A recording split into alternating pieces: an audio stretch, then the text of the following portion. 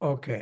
ఓం గణానాం త్వా గణపతిగం హవామహే కవిం కవీనాముపమశ్రవస్తమం జ్యేష్ఠరాజం బ్రహ్మణాం బ్రహ్మణస్పత ఆనః శృణ్వన్నోతిభిషీదసాదనాం ప్రణో దేవి సరస్వతి వాజేభిర్వాజినీవతి ధీరామవిచ్చవతు.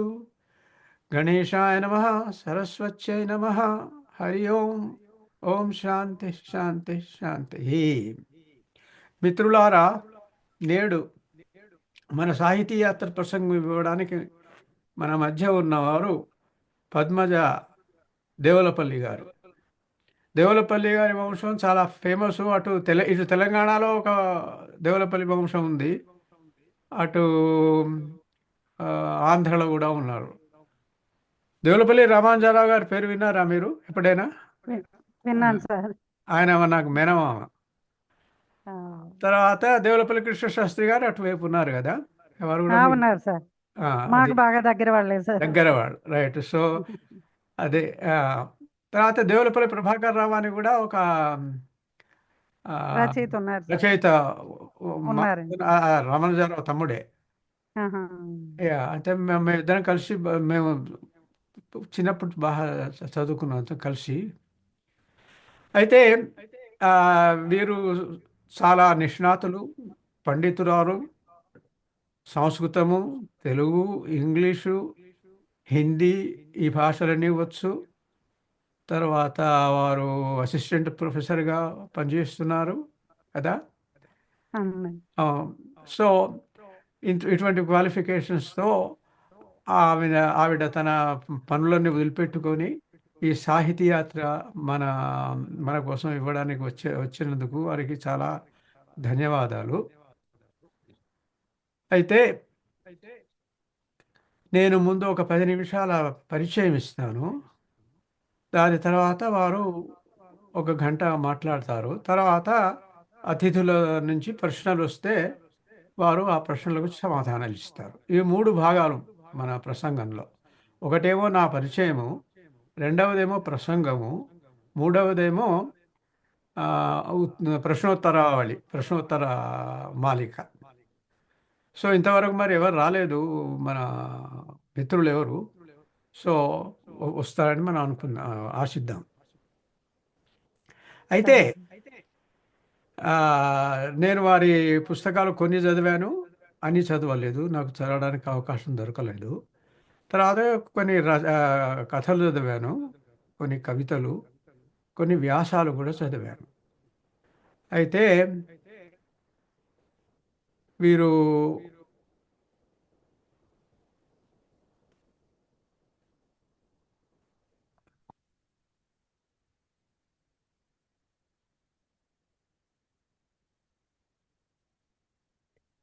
నేను ఈ ఫైల్ ఎక్కడుందో చూస్తున్నాను. సో ఒక్క నిమిషం, నాకు టైం ఇవ్వండి. ఓకే, దొరికిందండి. అయితే వీరేం రాశారంటే, రచయితలు రాజకీయాలకు దూరంగా ఉండాలి, సమాజ హితం కోసం పనిచేయాలి, మంచిని మంచిగా తెలుపుతూ చెడును నిర్మోహమాటంగా తెలియచేయాలి. అప్పుడే నవ సమాజం వికసిస్తుంది. నాకు చాలా బాగా అనిపించింది ఈ లైను. ఎందుకంటే నేను కూడా చెడును నిర్మోహమాటంగా చెప్తాను, వాళ్ళు మిత్రులైనా సరే శత్రువులైనా సరే. తర్వాత మంచిని తప్పకుండా మెచ్చుకుంటాం.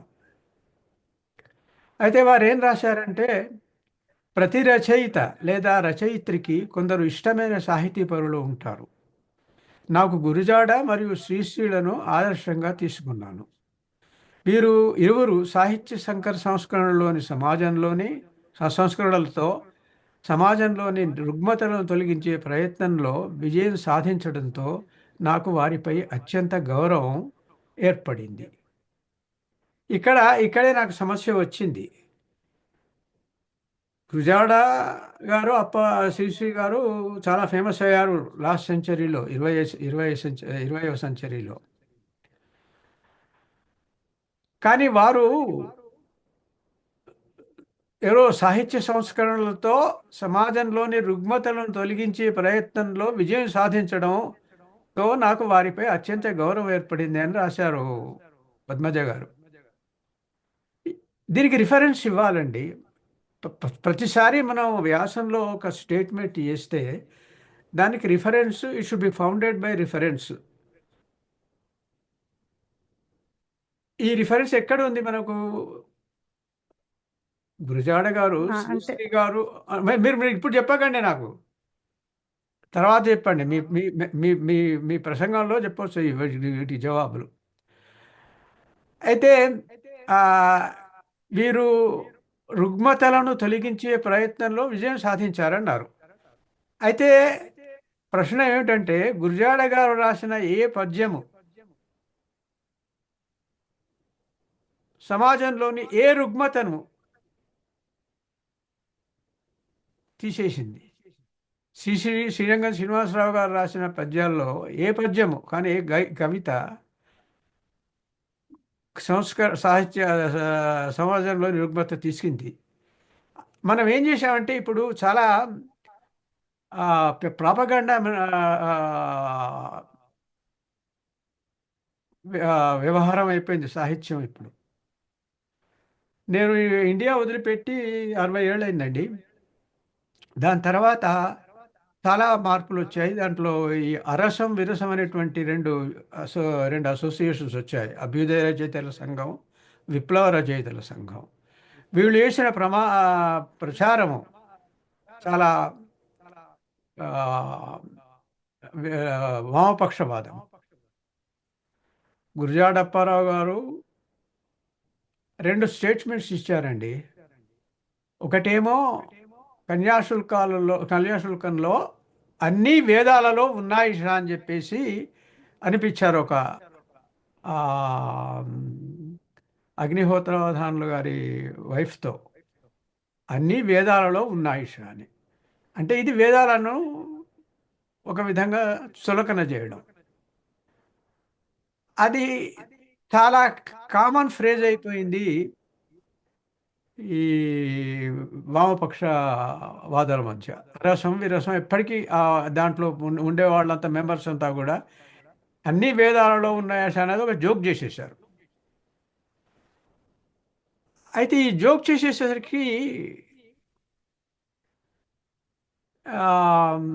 మన వాల్యూస్ అన్నీ పోయినట్టు నాకు అనిపించింది. తర్వాత ఈ నా సాహిత్యయాత్ర ప్రసంగాలు ఇంతవరకు వచ్చిన వాళ్ళు కొందరు రామాయణ మహాభారతాలను, భాగవతాలను, పురాణాలను, ఉపనిషత్తులను ఇష్టం వచ్చినట్టు మాట్లాడడం, దాంట్లో లేనివి ఉన్నవని చెప్పడం, ఇవన్నీ కూడా జరిగినాయి. అప్పుడు ఏమైందంటే గురజాడ అప్పారావు గారిని ఈ ఈ మూమెంట్ ఒక ఎగెనిస్ట్ హిందూ మూమెంట్కి వీళ్ళు లీడర్గా తీసుకున్నారు. అప్పుడు ఏమైంది? వామపక్షవాదులకు చాలా బాగా ఇది బెల్లం ఇది వాళ్ళకి. కరాసం విరసం వాళ్ళకి ఇది బెల్లం అయిపోయింది. అయిపోయి గురజాడను మహాకవిగా చేశారు. శ్రీనివాసరావు గారు గురజాడను మహాకవిగా ప్రమోట్ చేశాడు. ఇది అరసం విరసంల ద్వారా. అయితే దీని యొక్క ప్రభావం ఏమైందంటే జనం కందుకూరి వీరేశలింగం గారిని, గిడుగు రామూర్తి గారిని మర్చిపోయారు. కందుకూరి వీరేశలింగం గారు సంఘ సంస్కరణలు చేసేలో అగ్రగణ్యులు. ఆయనకు మించిన వాడు ఎవరు లేరు. అయితే వీళ్ళు ఏం చేస్తారంటే ఈ వామపక్షవాదులు కందుకూరి చేసిందంతా కూడా గురజాడ అప్పారావు చేశాడు అని, తర్వాత గిడుగు రామమూర్తి వ్యవహారిక భాషపై చేసినటువంటి అంత ఉద్యమాన్ని కూడా గురజాడ అప్పారావు చేశాడని చెప్పేసి ప్రచారం చేశారు. దానితోని జనం కందుకూరి వీరేశలింగం గారిని మర్చిపోయారు, గిడుగు రామమూర్తి గారిని మర్చిపోయి గురజాడ అప్పారావే ఇవన్నీ చేశాడు అని ఒక అబద్ధ ప్రచారము నమ్మారు. అది ఇంకా ఘోరమైంది 1980s. అప్పుడు విరసన రావడం, తర్వాత వీళ్ళు కమ్యూనిస్టులు 2002లో కాంగ్రెస్ పార్టీకి సపోర్ట్ చేయడము, ఇవన్నీ కూడా జరిగాయి తర్వాత. కానీ మనం చరిత్రను మర్చిపోయాం. కందుకూరి వీరేశలింగం గారు చేసినటువంటి సంఘసేవ ఎవరు చేయలేదు. దాంట్లో 10 వంతు కూడా చేయలేదు గురజాడ అప్పారావు. గురజాడ అప్పారావు గారు చేసింది ఏమిటంటే ఆ వాడి ఆ రాజసంస్థానంలో కూర్చుండి తన పుస్తకాలు ఏవో రాశాడు. తను ప్రమోట్ చేసుకోవడానికి చాలా ప్రయత్నం చేశాడు గురజాడ అప్పారావు గారు. ఏమిటంటే తను ఆ, ట్యాగోర్కు సమానం అనేటువంటి ఒక విధమైనటువంటి ఆర్గ్యుమెంట్ కూడా తీసుకొచ్చాడు ఆయన. కానీ దాన్ని ఎవరు ఒప్పుకోలేదు. ఆయన ట్యాగోర్తో ఉత్తరాలు రాయడము అది చేశాడు. కానీ ట్యాగోరు జవాబులు చూస్తే ఆయనకి ఈయన మీద అంత గౌరవం ఉన్నట్టు కనిపించదు.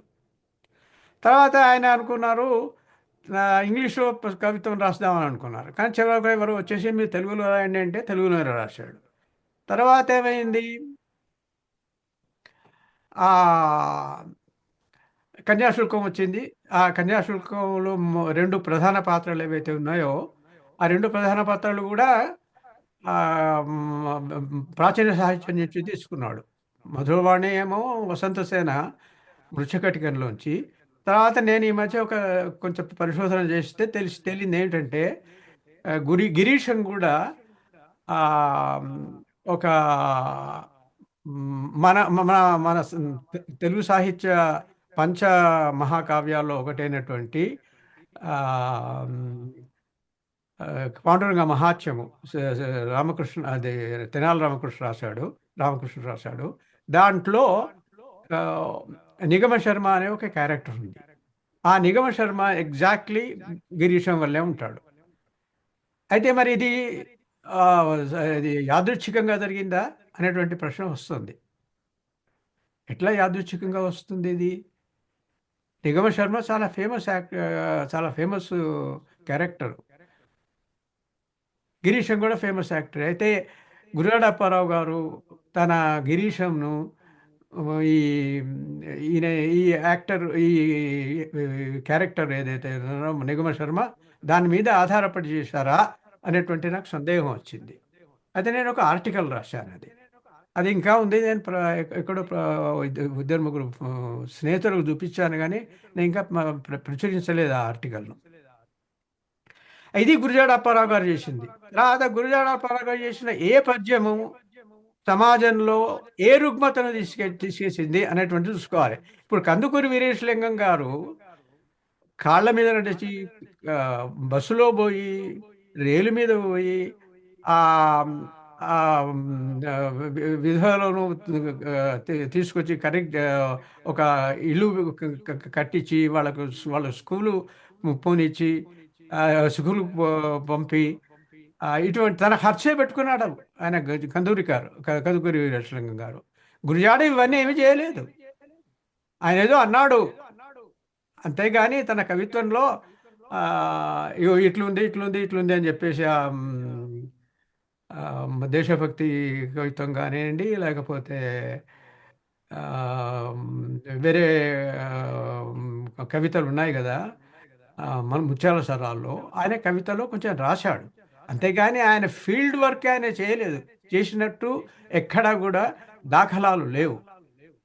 ఉంటే ఆయన భక్తులు చూపించాలి. గురజాడ అప్పారావు ఈ ఊరు నుంచి విశాఖపట్నం నుంచి ఈయన వేరే ఊరికి పోయి ఇంతమంది సంస్కరించాడు, ఇంతమంది ఆడపిల్లల్ని బాల్య వివాహాల నుంచి తప్పించాడు. కందుకూరి చేశాడు ఆయన. చేస్తే ఆయన తిట్టారు జనం అంతా కూడా. కానీ అటువంటి ఫీల్డ్ వర్క్ ఏదైతుందో ఆ ఫీల్డ్ వర్క్ గురజాడ అప్పారావు చేయలేదు. అదేవిధంగా గిడుగును కూడా మర్చిపోయాం మనం. గిడుగు చేసినటువంటి గొప్ప పని అంతా కూడా గురజాడ అప్పారావు చేశాడని చెప్పేసి వీళ్ళు కమ్యూనిస్టులు ప్రాపగేట్ చేశారు.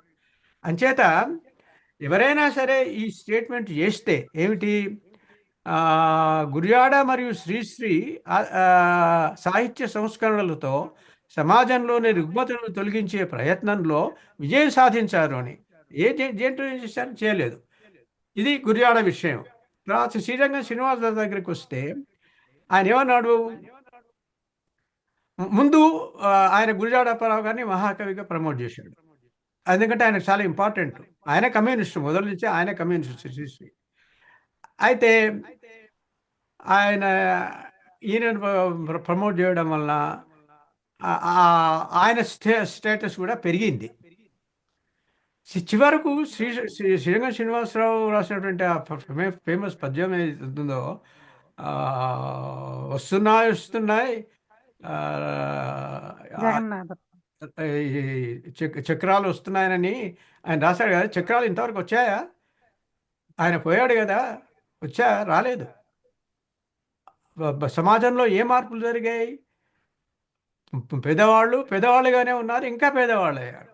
ధనవంతులు ఇంకా ధనవంతులు అయ్యారు. తర్వాత వేరే రుగ్మతలు ఏవి సమస్యలు సాల్వ్ కాలేదు. అది క్యాస్ట్ సిస్టమ్ కానివ్వండి, దళితుల సిస్టమ్ కానివ్వండి, లేకపోతే ఇవన్నీ కూడా ఏమీ మారలేదు. ఇంకా సార్ ఘోరమైన పోయినాయి. మన ఈయన ఆ, మన డిఎంకే ఉంది కదా, డిఎంకే వాళ్ళు ఏవైతే మూమెంట్స్ తీసుకొచ్చారో అవి ఏ, మన హిందూ మతాన్ని, సనాతన ధర్మాన్ని నాశనం చేయడానికి తీసుకొచ్చినటువంటివి. అవి ఇక్కడ కూడా ఉండినవి, అవి ఇంకా ఉన్నాయి. ఇప్పుడు ఎన్టీ రామారావు గారిని అందరూ చాలా గొప్పగా ప్రేజ్ చేస్తారు, కానీ ఆయనే తిరుపతి దేవస్థానాన్ని గవర్నమెంట్ని తీసుకొచ్చి కిందికి తీసుకొచ్చింది ఆయనే. మరి ఇటువంటి విషయాలన్నీ మనం చరిత్రలోంచి తీసుకురావాలి, తీసుకొచ్చి ఎవరు అసలు మంచి వాళ్ళు, ఎవరు మంచి చేశారు, ఎవరు చెడు చేశారు అన్నది మనం అది నిర్ణయించాలి. అంతేగాని ఒక ఇట్లా స్టేట్మెంట్ ఇచ్చేసేసి వాటికి రిఫరెన్సెస్ ఇవ్వకుండా, వాటికి బేసిస్ లేకుండా ఉండొద్దు. ఇది గురజాడ అప్పారావు శ్రీరంగ శ్రీనివాసరావు గురించి నేను మాట్లాడదలుచుకున్న 4 వాక్యాలు. తర్వాత దేవులపల్లి పద్మజ గారి వారణాసి ప్రాముఖ్యత విషయం, ఆ కథ చదివాను, ఆ వ్యాసం చదివాను. దాంట్లో స- ఒక స్టేట్మెంట్ ఏమిటంటే, మనస్సే సమస్త జ్ఞానానికి వెలుగు అని రాశారు వారు. మనస్సే సమస్త జ్ఞానానికి వెలుగు. ఎక్కడో ఎక్కువ వస్తుంది, ఎక్కడి నుంచి వస్తుందో నాకు అర్థం కావడం లేదు. మా ఇంట్లోనైతే ఎక్కువ లేదండి. మరి మీరున్న చోట ఇక్కడ నేను ఎక్కువ వస్తున్నదో తెలియదు, ఇక్కడ ఎక్కువ వస్తుంది నాకు. అయితే ఈ వాక్యానికి రిఫరెన్స్ అవసరం, మనస్సే సమస్త జ్ఞానానికి వెలుగు అని. ఎందుకంటే గీత, కఠోపనిషత్తు, రమణ మహర్షి చెప్పిన వాక్యాలు ఈ భావనను తిరస్కరిస్తాయి. అంటే మనస్సు సమస్త జ్ఞానానికి వెలుగు అన్నది. గీత లోపల ఇంద్రియాణి మనోబుద్ధి రస్వాధిష్టానముచ్యతే ఏతర్విమోహాయ త్వేష జ్ఞానమావృత్య దేహినం అని చెప్పేసి అన్నారు. అంటే ఇంద్రియములు, మనస్సు, బుద్ధి ఈ 3 కూడా కామమునకు ఆశ్రయములని చెప్పబడుతున్నవి అని శ్రీకృష్ణుడు అన్నాడు. 340, అది చాప్టర్ 3లో 40 శ్లోకము. ఇప్పుడు మనకైతే స్టేట్మెంట్ చేస్తే మనం ఇలా ఇవ్వాలి రిఫరెన్స్, ఈ ఫలానా పుస్తకంలో, ఫలానా చాప్టర్లో, ఫలానా వర్స్ లోపల ఇలా ఉంది అని. ఇక్కడ ఏమన్నారు, గీత లోపల 340 లోపల, చాప్టర్ 340 శ్లోకం లోపల ఇంద్రియములు, మనసు, బుద్ధి కామమునకు ఆశ్రయములు, అందుచేత వీటిని అణచివేసి మనము కామమును తీసేసేయాలి అని అన్నారు. మళ్ళీ తర్వాత కామమును త్యజించాలి, ఎందుకంటే జ్ఞానమును వృద్ధి పొందడానికి. అసలు జ్ఞానం అంటే ఏమిటి? ఇక్కడ జ్ఞానం అంటే ఏమిటంటే ఆత్మ గురించి తెలుసుకోవడం. ఆత్మ అంటే ఏమిటి అని తెలుసుకోవడం, అది జ్ఞానం. అయితే మీకు కామం ఉంటే జ్ఞానము వృద్ధి పొందదు. మరి జ్ఞానం వృద్ధి పొందాలంటే మనస్సులో ఉన్నటువంటి ఈ కామాన్ని తీసేసేయాలి. ఒక్క మనసే కాదు, ఇంద్రియాలు, మనసు, బుద్ధి ఈ మూడింటిలో కూడా కామం ఉన్నాయి. కామానికి ఆశ్రయములు అని 340లో చెప్పాడు. తర్వాత 341లో ఏమో కామాన్ని త్యజించాలి, జ్ఞానం వృద్ధి పొందడానికి కానీ 341లో చెప్పాడు. తర్వాత దీని అర్థం ఏమిటంటే, అసలు అది మన జ్ఞానం రావాలి అంటే మనం ఇంద్రియాలను, మనస్సును, తర్వాత బుద్ధిని కూడా ఒక విధంగా కంట్రోల్ చేసుకోవాలి, తర్వాత వాటిని తీసేసుకోవాలి. తర్వాత ఇంద్రియములు, మనస్సు, బుద్ధి, ఆత్మ ఒకదానికంటే ఒకటి మేలు అని 342లో చెప్పాడు. నిశ్చయాత్మకకు బుద్ధి చేత మనస్సును సమాహితమనొచ్చి బుద్ధి కంటే వేరే ద్రష్టేగు ఆత్మను తెలుసుకొని దుర్జయమగు కామమును శత్రువని తెలుసుకునము అని 343లో చెప్పాడు. తర్వాత మనస్సు చంచలం అని 6:33, 6:34లో చెప్పాడు. తర్వాత ఐహిక పారలౌకిక విషయ వితృష్ణ చేత మనస్సును నిరోధించు అని 6:34లో చెప్పాడు. అంటే ఈ విషయాలన్నిట్లో ఏంటంటే మనస్సు జ్ఞానానికి కేంద్రం కాదు, జ్ఞానానికి వెలుగు కాదు. మనస్సు అసలు ఏమిటంటే, అసలు మనసు అంటే ఏమిటి? అదొక పేటిక. ఆ పేటిక లోపల ఏముంటాయి? మన స్మృతులు, మన ఇమోషన్స్, ఇటువంటి విషయాలు. ఇవన్నీ విషయాలంటే ఆ, గ్రంథ స్పర్శ రుచి అవి ఉన్నాయి కదా, 5 విషయాలు అవి ఉన్నాయి. అవన్నీ ఉంటాయి మనసు లోపల. కానీ మనస్సు జ్ఞానానికి వెలుగు కాదు అని ఈ నేను ఇంతకుముందు చూపించినటువంటి గీత శ్లోకాలు చెప్పాయి. తర్వాత ఆ, ఉపదేశ సారంలో రమణ మహర్షి ఈ విధంగా అన్నాడు: మానసు తు కిం మార్గణే కృతే నైన మానసం మార్గ ఆర్జవాత్. అంటే మనసు అంటే ఏమిటి అని అన్వేషిస్తే మనసు ఏమీ కాదు అని తెలిపోతుంది. అంటే మనసు అసలు ఏమీ కాదు, అది మనకు జ్ఞానాన్ని ఇవ్వడానికి ఉపకరణం కానే కాదు. తర్వాత ఆ, ఆ, దీంట్లో మన ఆ, కఠోపనిషత్తులో ప్రథమాధ్యాయంలో 3వ శ్లోకం 3, దాంట్లో ఆత్మనగ్మం రథినం విద్ధి శరీరగం రథమేవతు బుద్ధింతు సారథం విద్ధి మనఃప్రగ్రహమేవచ అని రాశారు. దాని అర్థం ఏంటంటే, ఆత్మను రథములోని యజమానిగా తెలుసుకొనుము, శరీరము రథముగాను, బుద్ధిని సారథిగాను, మనస్సును కళ్ళెముగాను తెలుసుకోను. ఇక్కడ డిఫరెన్స్ పూర్తిగా చేసేశారు. ఆత్మకు, బుద్ధికి, మనస్సుకి ఏమి డిఫరెన్స్ అన్నది. మనస్సు కళ్ళెముగా చూసుకుంటే ఆ ఇంద్రియాలు అనేటువంటి గుర్రాలను నువ్వు కంట్రోల్ చేయగలుగుతావు. అంచేత మనస్సు జ్ఞానానికి వెలుగు అన్నది ఎక్కడి నుంచి వచ్చిందో ఇది రిఫరెన్స్ ఇవ్వాలి. ఈ రెండుతోనే నేను ఆపేస్తాను, ఎందుకంటే చాలా ఉన్నాయి మాట్లాడాల్సినవి. కొన్ని ఆ, వీరి కథల్లో వీరు కొటేషన్ మార్కులు పెట్టారు. తర్వాత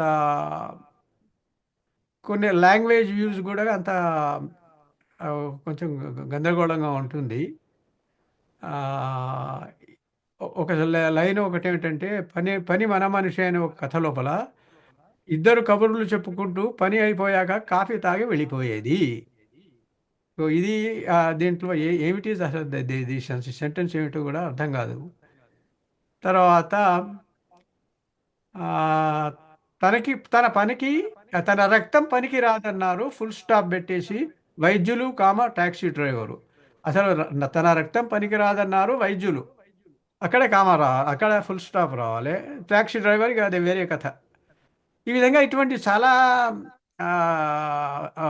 లాంగ్వేజ్ యూసేజెస్ ఉన్నాయి. వీటిని ఈ విధంగా యూస్ చేయకుండా ఉంటే బాగుండేది. తర్వాత కొటేషన్ మార్క్స్, ఈ ఇవన్నీ కూడా సరైన చోట్ల ఉండాలి. జీవన విలువలు అనే ఒక కథ లోపల రేణుక వెంటనే ఆనందంతో ఏంట్రా ఆభి అన్నది ఇది సంభాషణ. దీనికి ఈ రెండింటిని కొటేషన్ మార్కులో పెట్టలేదు వారు. చాలా ఎదిగిపోయినట్లు అనిపిస్తుంది అంటూ ప్రేమ కథ దగ్గరకు తీసుకుంది. ఇది నేను ఇంకా చెప్పడానికి నాకు టైము లేదు. నేను చెప్పింది. తర్వాత కవితల గురించి కొంచెం ఒక నిమిషం మాట్లాడతాను. వీరు రాసిన ఒక కవితలో జీవన విద్య అనే కవితలో మత కోకిల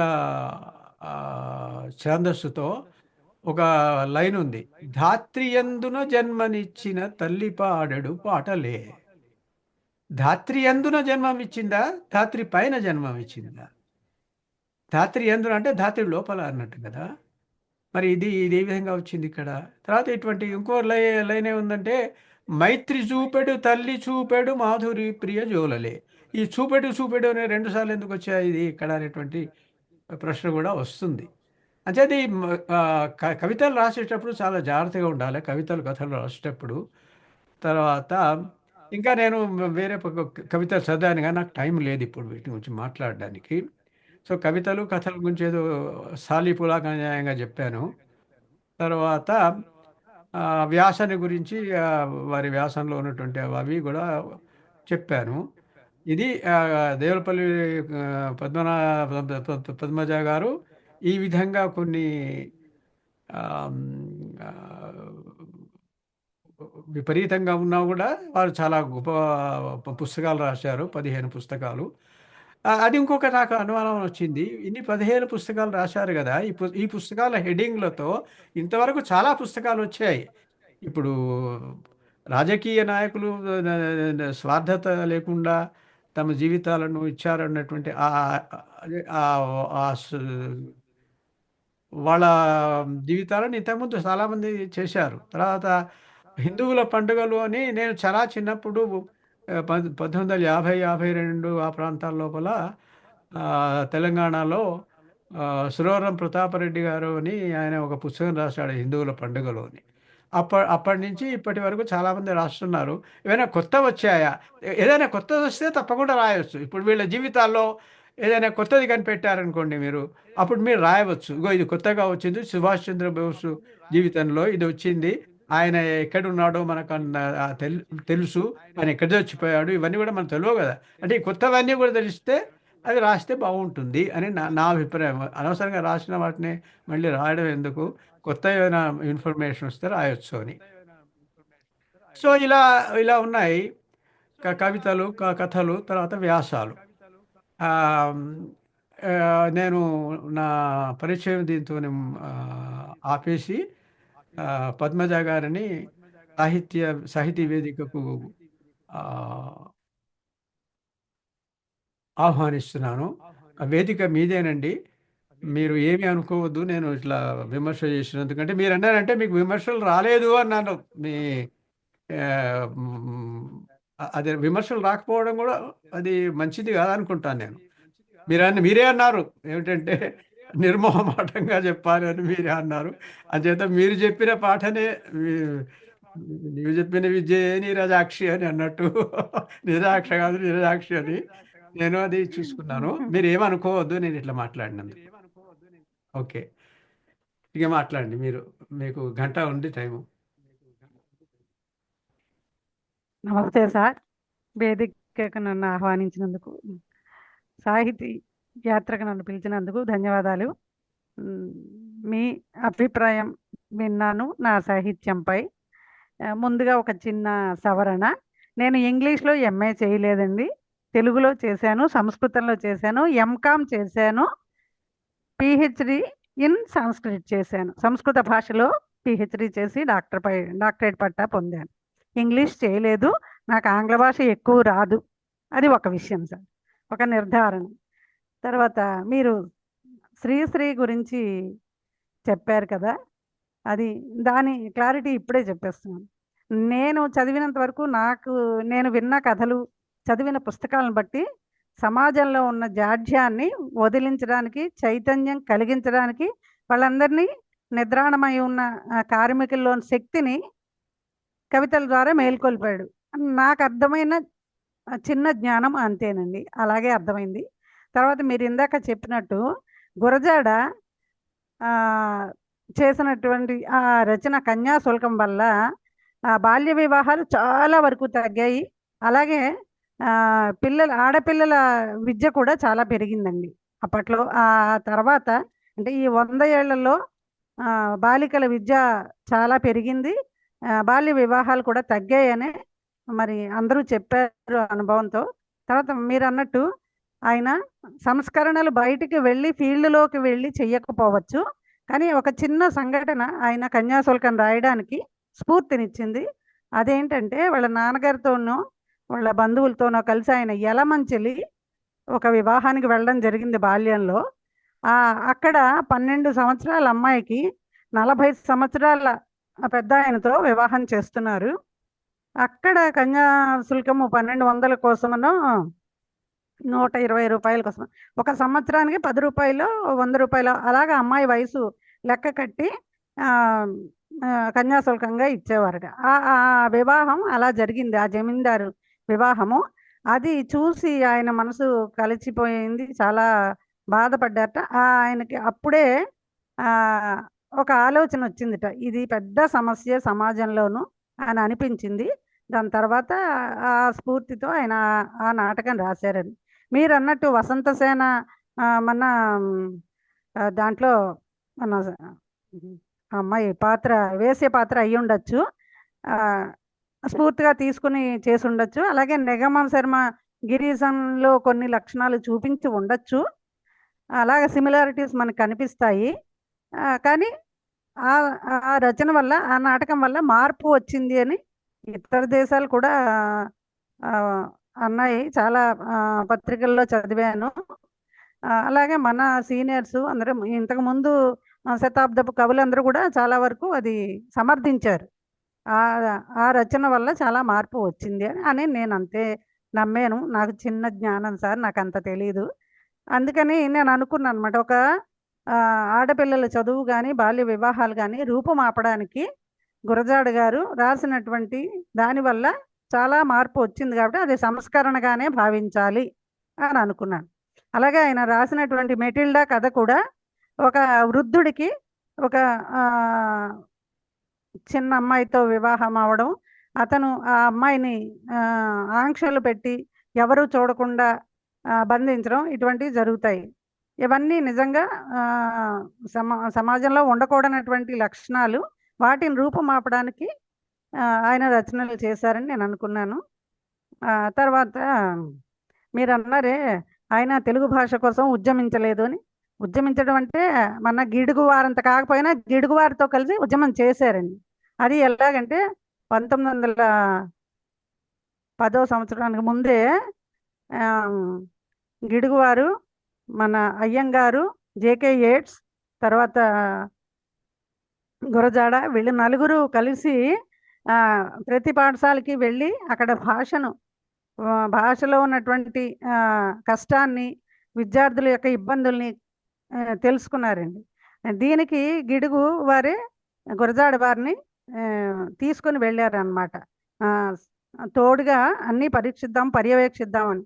అది ఎందుకు జరిగిందంటే అప్పుడు ఉన్నటువంటి స్కూల్స్ ఇన్స్పెక్టరు మా విశాఖపట్నంలోని ఏవిఎన్ స్కూల్లో ఇన్స్పెక్షన్కి వచ్చినప్పుడు అసలు పిల్లల పరిస్థితి చాలా దారుణంగా ఉందిట.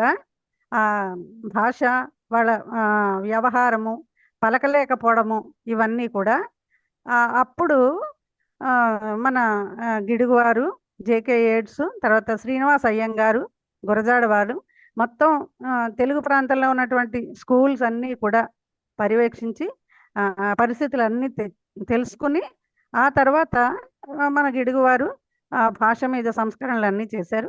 అంటే కొంతవరకు భాష గురించి గురజాడ వారు కూడా గిడుగువారితో కలిశారు. ఆయన తర్వాత అనారోగ్యాలు ఇవి అవి వచ్చేసేయడం వల్ల అయ్యి ఉండొచ్చు, లేదు కానీ మీరు అన్నట్టు 100%, 100% ఫీల్డ్ వర్క్ చేయాల్సి ఉండకపోవచ్చు, కానీ సాహిత్యపరంగా చేశారనే నేను అనుకుంటున్నాను. అందుకని నేను స్ఫూర్తిగా తీసుకున్నాను. ఆ విషయం మీకు స్పష్టంగా తెలియజేస్తున్నాను. ఇక ఆ విషయంలో నా రెఫరెన్స్ అదే సార్. తర్వాత ఇంకా ఏం చేశారంటే శాసనాలు ఇవన్నీ కూడా బాగా చదివారండి, ఆయన అధ్యయనం చేశారు. కానీ ఈ విషయం వెలుగులోకి రాలేదు. గురజాడ వారు చాలా శాసనాధ్యయనం చేశారండి. రాజాశ్రమంలో ఉన్నారు, చేశారు. తనకి తను ప్రమోట్ చేసుకున్నారనే విషయం నాకు తెలియదండి. ఆయన ఎందుకంటే కీర్తి అంతా కూడా ఆయన మరణించిన తరువాతే వచ్చిందని అందరూ చెప్పడం వల్ల తెలిసింది. అలాగే ఆయన గురించి చాలా వరకు వ్యాసాలు మీలాంటి వాళ్ళందరూ రాసినవన్నీ చదివి తెలుసుకున్నవే. ఇందాక మీరు అన్నట్టు అందరూ రాసేసినవి మీరు ఎందుకు రాశారు? అందరూ రాశారు, కరెక్టే అండి. ఎవరి శైలి వాళ్ళది, ఎవరి రీతి వాళ్ళది, ఎవరి విషయ సేకరణ వాళ్ళది ఉంటుంది కదా. అలాగే నేను రాసిన పండగల్లో సంస్కృత పరిజ్ఞానం ఉంటుందండి. ఆ పుస్తకాలు చదువుతాను, పెద్దలందరివి చదువుతాను, బాగా సీనియర్ రైటర్స్ రాసినవి చదువుతాను. ప్రత్యక్షంగా పండుగలు జరుపుకునేటువంటి విధి విధానాలని తెలుసుకుంటాను.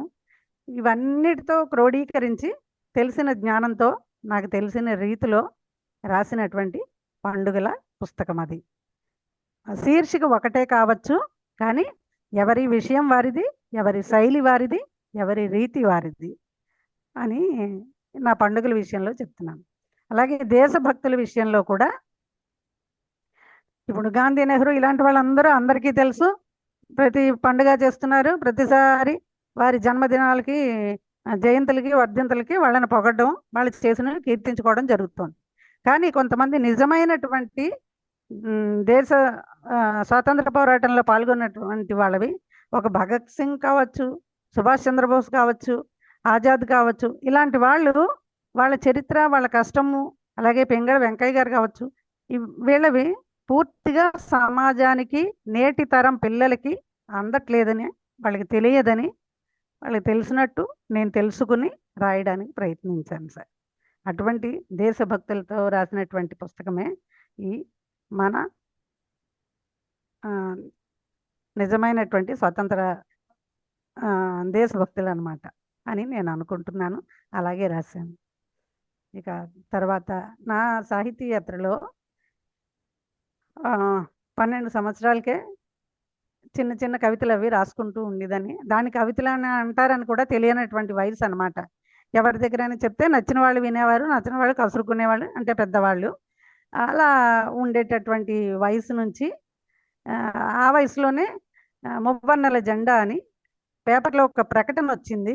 ఏంటంటే స్వాతంత్ర దినోత్సవం సందర్భంగా జెండా మీద కవితలను ఆహ్వానిస్తున్నాము అని. మా నాన్నగారు పేపర్ చదువుతూ ఆ విషయాన్ని పైకి చదివారనమాట. చదివి అలాగే ఏదో ఒకటి రాసుకోకపోతే జెండా గురించి రాయి అన్నారు. అప్పుడు జెండా గురించి రాశానండి. అది మేము కాకినాడలో ఉండేవాళ్ళం. ఈ కవితలు అడిగిన వాళ్ళు పిఠాపురం వాళ్ళు అనమాట. అయితే దానికి కార్డు మీద రాసి పంపించాను. వాళ్ళ పుస్తకంలో వేశారు. స్వతంత్ర దినోత్సవం నాడు రమ్మని ఆహ్వానించారు. నేను చాలా చిన్నపిల్లలు కదా, ఎవరు తీసుకెళ్ళలేదు. మాకు కొంచెం దూరం కాకినాడ నుంచి. నేను అంతటి నేను వెళ్ళే అంత దగ్గర కాదనమాట. అందుకని వెళ్ళలేకపోయాను. వాళ్ళు మీ కవిత ఎన్నికైంది, సంకలనంలో వస్తుంది అని రాసినటువంటి కార్డే చాలా రోజులు దాచుకుని సంతోషించేదాన్ని అనమాట. అంత చిన్న వయసులోనది. ఆ పుస్తకం ఆవిష్కరణ జరిగింది పిఠాపురంలో. తర్వాత ఇలాగే చిన్న చిన్నవన్నీ చదువుతూ, ఎవరైనా చెప్పినవి వింటూ, అలా ఏదో ఒకటి రాయడానికి ప్రయత్నించేదాన్ని. అయితే అది ప్రెజెంట్ టెన్సా, పాస్ట్ టెన్సా, ఫ్యూచర్ టెన్సా ఇవన్నీ తెలుసుకునేంత జ్ఞానం అప్పట్లో లేదండి. అలాగే ఆ సమయంలోనే శ్రీశ్రీ గారి కవితలు, మన ఆకలి రాజ్యం సినిమాలో శ్రీశ్రీ చెప్తూ ఉన్నాడు కదా, అవన్నీ విని బాగా చాలా ఇష్టమైందనమాట. చాలా నచ్చాయి అవన్నీ కూడా. అందుకని ఏదో ఒకటి చిన్న చిన్న ప్రయత్నాలు చేస్తూ, చిన్న చిన్నవే, మరి భారీవి అంత రాదు. అంటే ఎలా ప్రారంభించాలి, ఎలాగా మధ్యలో విషయాన్ని పొందుపరచాలి, ఎలాగ ముగించాలి, ఇంత తెలివైన ప్రణాళికలు తెలియని వయసు కదా, ఏదో తెలిసింది వచ్చినట్టు రాసుకుంటూ ఉండేదాన్ని కాగితాల మీద అనమాట. వినేవాళ్ళు వినేవారు. స్కూల్లో టీచర్లకి, వాళ్ళకి తెలుగు టీచరు, అలాగే లాంగ్వేజ్ టీచర్, హిందీ టీచర్ కానీ వాళ్ళు ఎవరైనా ఏదైనా చెప్పండి, అలర్ట్ చేయొద్దు అని లీజర్ పీరియడ్స్లో వాటిలో అడిగితే నేనే చెప్పేదాన్ని అనమాట. అలాగా టీచర్స్ ప్రోత్సాహం ఉండేది. అలాగే అదే సమయంలోనే చదువుకునే హై స్కూల్ సమయంలోనే నవంబర్ 19 అప్పటి ప్రధానమంత్రి ఇందిరాగాంధీ గారి మీద ఒక వ్యాస రచన పోటీ అయింది ఆ జిల్లా స్థాయిలో. దాని మీద వ్యాసం రాశాను. దాంట్లో కూడా చాలా పెద్దది, 5 పేజీలు రాశాను ఆ స్థాయికి. అప్పుడు కూడా విషయాలు మా నాన్నగారు చెప్పారు, మా టీచర్లు చెప్పారు, అలాగే మా స్కూలు తెలుగు నాన్ డీటెయిల్ బుక్లో ఉన్నటువంటి ఇందిరాగాంధీ మీద ఉన్నటువంటి విషయాలు ఇవన్నీ చదివి రాశాను. దానికి ఫస్ట్ ప్రైజ్ వచ్చింది. అది తీసుకునేటప్పుడు అప్పుడు పోలీస్ సూపరింటెండెంట్ డిటి నాయక్ గారు ఉండేవారు. ఆయన వచ్చారు బహుమతి ప్రదానానికి. ఆయన వేదిక మీదే అడిగారండి, ప్రైజ్ ఇస్తూను, ఎవరు చెప్పారు నీకు అడిగితే చెప్పాను, మా ఇంట్లో మా నాన్నగారు చెప్పారు, టీచర్లు చెప్పారు. అయితే అప్పుడు ఆయన అన్నారు, మా టీచర్ పక్కనే ఉండి చెప్పారనమాట, చాలా విషయాలు రాసింది, అందుకే ఫస్ట్ ప్రైజ్ వచ్చింది, తెలియని విషయాలన్నీ రాసింది అని. ఒక రోల్ మోడల్గా అనుకునేవాళ్ళం అనమాట. లేడీస్ అంటే, నేను గర్ల్స్ హై స్కూల్లో చదివాను. ఎవరైనా లేడీస్ ఇలాంటి మంచి మంచి ఉన్నత పదవుల్లో ఉంటే మాకు రోల్ మోడల్గా చెప్తూ ఉండేవారు అనమాట, మా పొద్దున్నే జరిగేటటువంటి ప్రేయర్ సమయంలో. అందుకని ఆవిడ్ని అలాగా చాలా రోల్ మోడల్గా, సరోజినీ నాయుడు, ఇలాంటి వాళ్ళని గురించి చెప్పేవారు, బాగా మనసులో నాటుకునేవన్నమాట. అప్పుడు ఆయన అన్నారు ప్రైజ్ ఇస్తూను డిటి నాయక్ గారు, నువ్వు పరిశోధన చెయ్యి, పిహెచ్డి చెయ్యి అన్నారు. పిహెచ్డి అంటే ఏంటో తెలియదు కదా అప్పుడు, కానీ ఆ మాట మాత్రం మనసులో నాటుకుపోయింది. అది దాని గురించే చేయలేదనుకోండి, కానీ అలా అవకాశం కూడా వచ్చింది. ఒక మహనీయుడు మాట ఇచ్చాడు, అలా ఆశీర్వదించారేమో, దానివల్ల నేను పిహెచ్డి చేశానని అనుకుంటూ ఉంటాను అప్పుడప్పుడు. వారు లేరు కానీ అప్పుడప్పుడు తలుచుకుంటూ ఉంటాను అనమాట అలా ఆయన్ని.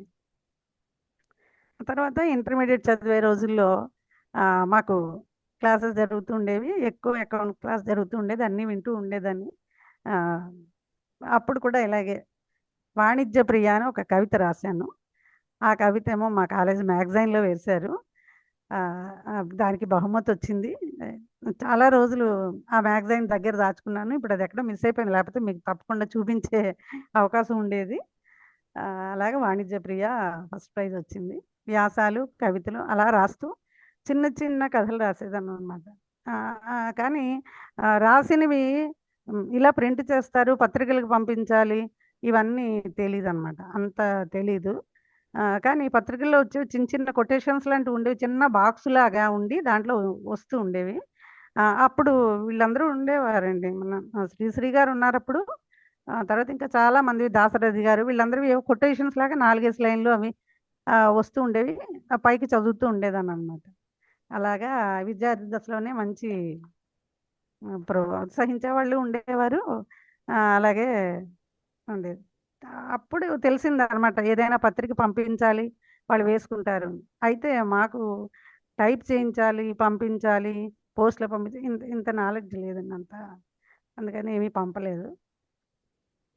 ఆ తర్వాత కథలు రాయడం వచ్చిన తర్వాత అప్పుడు కూడా ఇదే టైప్ సమస్య. ఇప్పుడు కూడా నాకు అదే ఉందండి. నాకు టైపింగ్ రాదు ఎక్కువ. అయితే ఆ రాతపత్రులే పంపిస్తూ ఉండేదాన్ని కథలు. ఆంధ్రభూమిలో ఎక్కువ వచ్చాయండి కవితలు గాని, అలాగే అక్కడ ఆలోచించండి అని ఒక శీర్షిక ఉండేది. దానికైతే చాలా వచ్చాయి. కవితలు, కథలు, వ్యాసాలు ఆంధ్రభూమిలో ఎక్కువ వచ్చాయి. అలాగా వచ్చాయి. తర్వాతేమో మేము వెళ్ళిపోయాం ఇక్కడి నుంచి. వివాహం అయిన తర్వాత కొంచెం స్లో అయిపోయింది. రాసుకున్న ఎవరికీ పంపించడం గానీ, ఇవన్నీ ఏమీ అందుబాటులో ఉండేవి కాదు. అయితే మేము కలకత్తా వెళ్ళిపోయాము. అక్కడ అసలు తెలుగు పత్రికలే దొరికేవి కాదండి. ఎక్కడో ఎస్ప్లనేడ్ అని ఒక ప్రాంతంలో గత వారంవి, ఆ ముందు వారాలవి ఒక నెల లేట్‌గా పత్రికలు దొరుకుతూ ఉండేవన్నమాట. మనం వెళ్ళే టైంకి ఉంటే ఒక పత్రిక కొనుక్కోవడం, లేకపోతే లేదు. అలా ఉండేది. అందుకని అసలు పత్రికలకేమీ పంపించేదాన్ని కాదు. అయితే అక్కడ అప్పుడప్పుడు జ్యోతి దొరికేదనమాట. అప్పుడు రచనలకి ఆహ్వానము అవి దాంట్లో ప్రకటన ఉంటే అది చూసి పంపిస్తుండేదాన్ని. జ్యోతిలో కూడా చాలా వచ్చాయి. చాలా కవితలు, ఇలాంటి చిన్న చిన్న వ్యాసాలు అవి కూడా వచ్చాయి. అయితే మా ఇంట్లో అంటూ ఉంటారు, అలా కొన్ని వచ్చిన తర్వాత ఆంధ్రజ్యోతి వారపత్రిక బంద్ అయిపోయిందనమాట. రావడం ఆపేశారు. అదే చివరిగా నీవు వేసుకున్నారు కదా, అందుకే పత్రిక ఆపేశారని మా ఇంట్లో జోక్ చేస్తూ ఉంటారు. అలాగా ఆంధ్రజ్యోతి అయిపోయింది.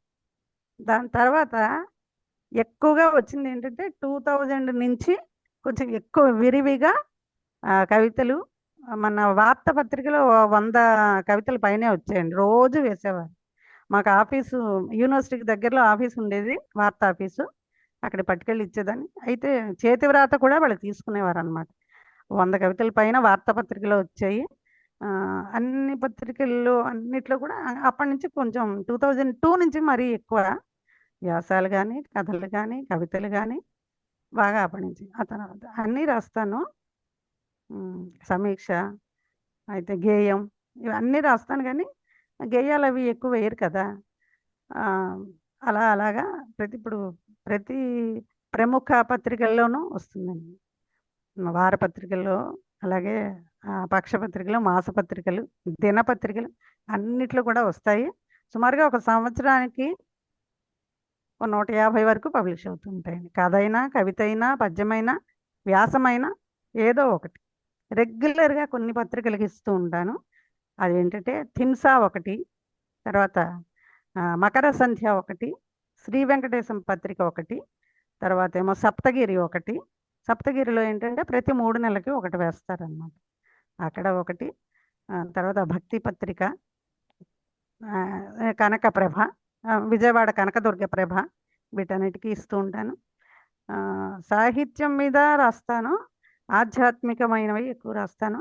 ఆ తర్వాత ఇలా సైంటిస్టులు, శాస్త్రవేత్తల మీద రాయడం నాకు చాలా సరదా.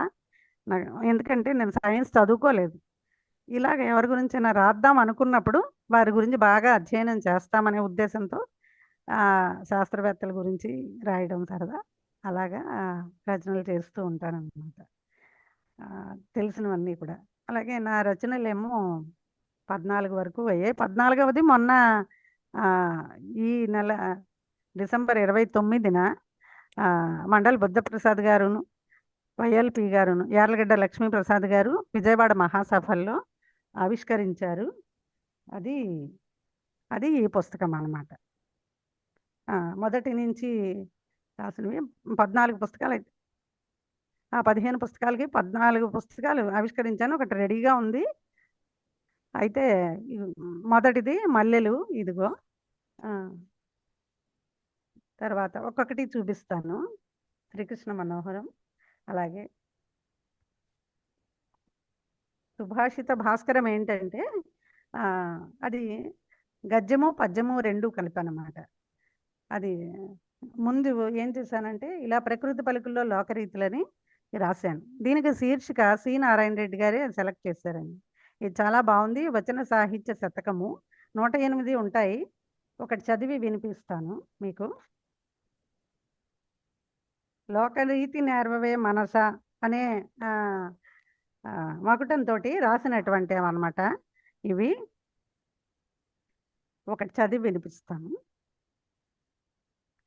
నీరహీనమైన శారద మేఘములు, మధువు నపహరించిన తేనె పట్టులు, జీవము విడిచిన దేహము నొక్కటి కాదా, ప్రకృతి పలుకుల లోకరీతి నేర్వవే మనస. సిరి సంపదలు వరింప వందిమాగదులు వంతబాడు, మధుర పదార్థముల ఆగ్రాణింప చీమలన్నీ చేరు.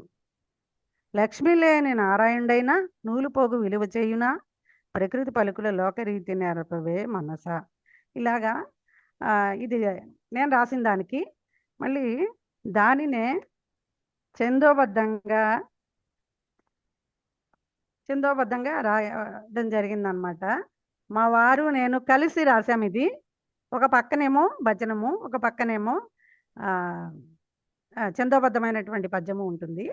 అలాగే ఆటవెల్దిలో రాసినటువంటి పద్యాలు అన్నమాట. తర్వాత సౌగంధి అని, ఇది కవితల సంపుటే. ఇందులో అన్నీ ఉంటాయి, అన్ని రకాల కవితలు ఉన్నాయి. తర్వాత రామాయణంలో మహర్షులు అని, మన రామాయణంలో మొత్తం 17 మంది మహర్షులతో రాముడికి అనుబంధం ఉంది. వాళ్ళని కలుసుకోవడం జరిగిందనమాట. ఏ సందర్భంలో ఎలా కలుసుకున్నారు అని చెప్పేటటువంటి ఒరిజినల్ రామాయణంలోని సంస్కృత శ్లోకాలు కోట్ చేస్తూ రాసినటువంటి వివరణ సందర్భము అవి అన్నమాట. చూపిస్తాను. ఇలాగా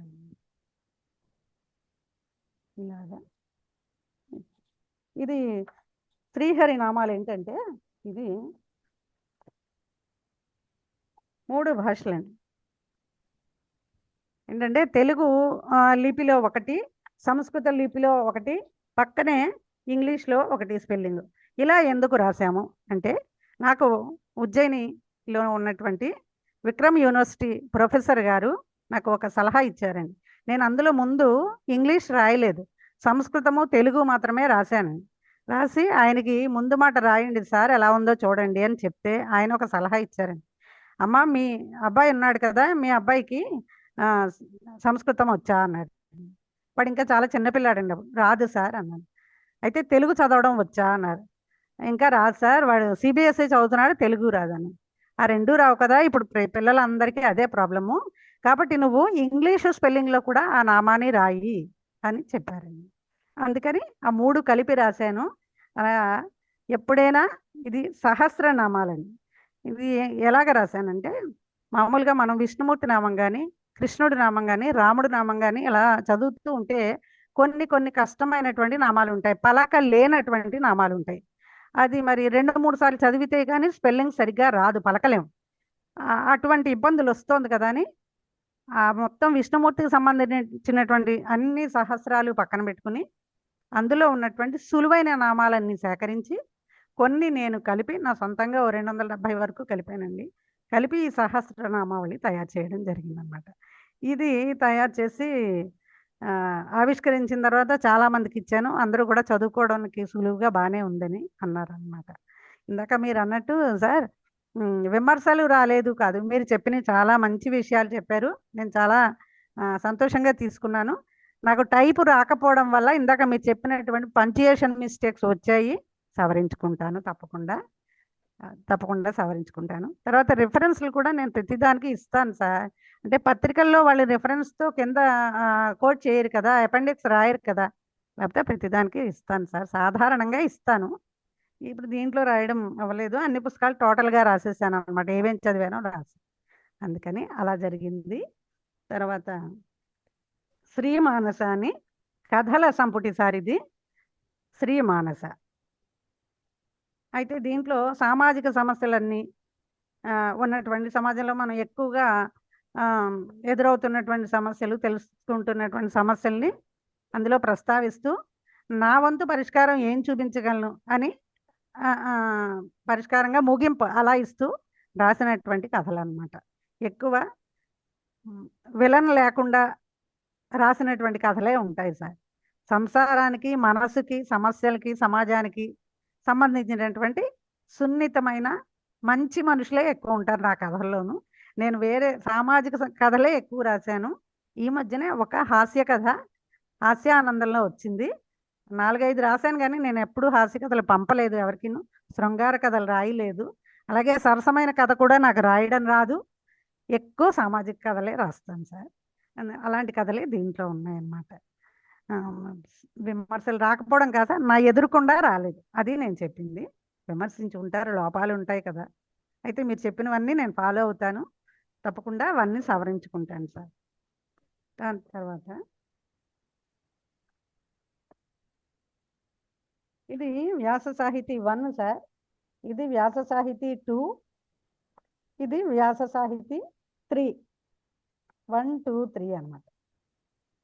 ఇలాంటివే మరొక 2 చెయ్యాలని దానికి కవర్ పేజీ రెడీ చేసుకున్నాను. నేను భాగవత సుధ అని ఒక సీరియల్ రాస్తున్నాను. సుమారుగా 210 ఎపిసోడ్లు అయ్యాయి. రోజు వస్తుందండి అది. తెలుగులో ఒక పత్రికలో వస్తుంది. దానిని ఈ నెలాఖరికి అయిపోతుంది. జనవరి నెలలో అయిపోతుంది. అప్పుడు పుస్తకం తేవాలి మళ్ళీ దాన్ని కూడా అనుకుంటున్నాను అనమాట. అదేలాగా రాశానంటే మహాకవి రాసినటువంటి ఆ భాగవతాన్ని చదవడమే కష్టం నేను. అందుకని అలాంటి దాన్ని అక్కడక్కడ కొన్ని పద్యాలు తీసుకుని ఆ పద్యం యాజ్ ఇట్ ఈజ్‌గా కోట్ చేస్తూ నాకు తెలిసినటువంటి వ్యాఖ్యాని నాకొచ్చిన భాషలో దాన్ని వ్యాఖ్యానిస్తూ కొంచెం లింక్ సెంటెన్స్ కలుపుతూ రాసినటువంటి భాగవత సుధ.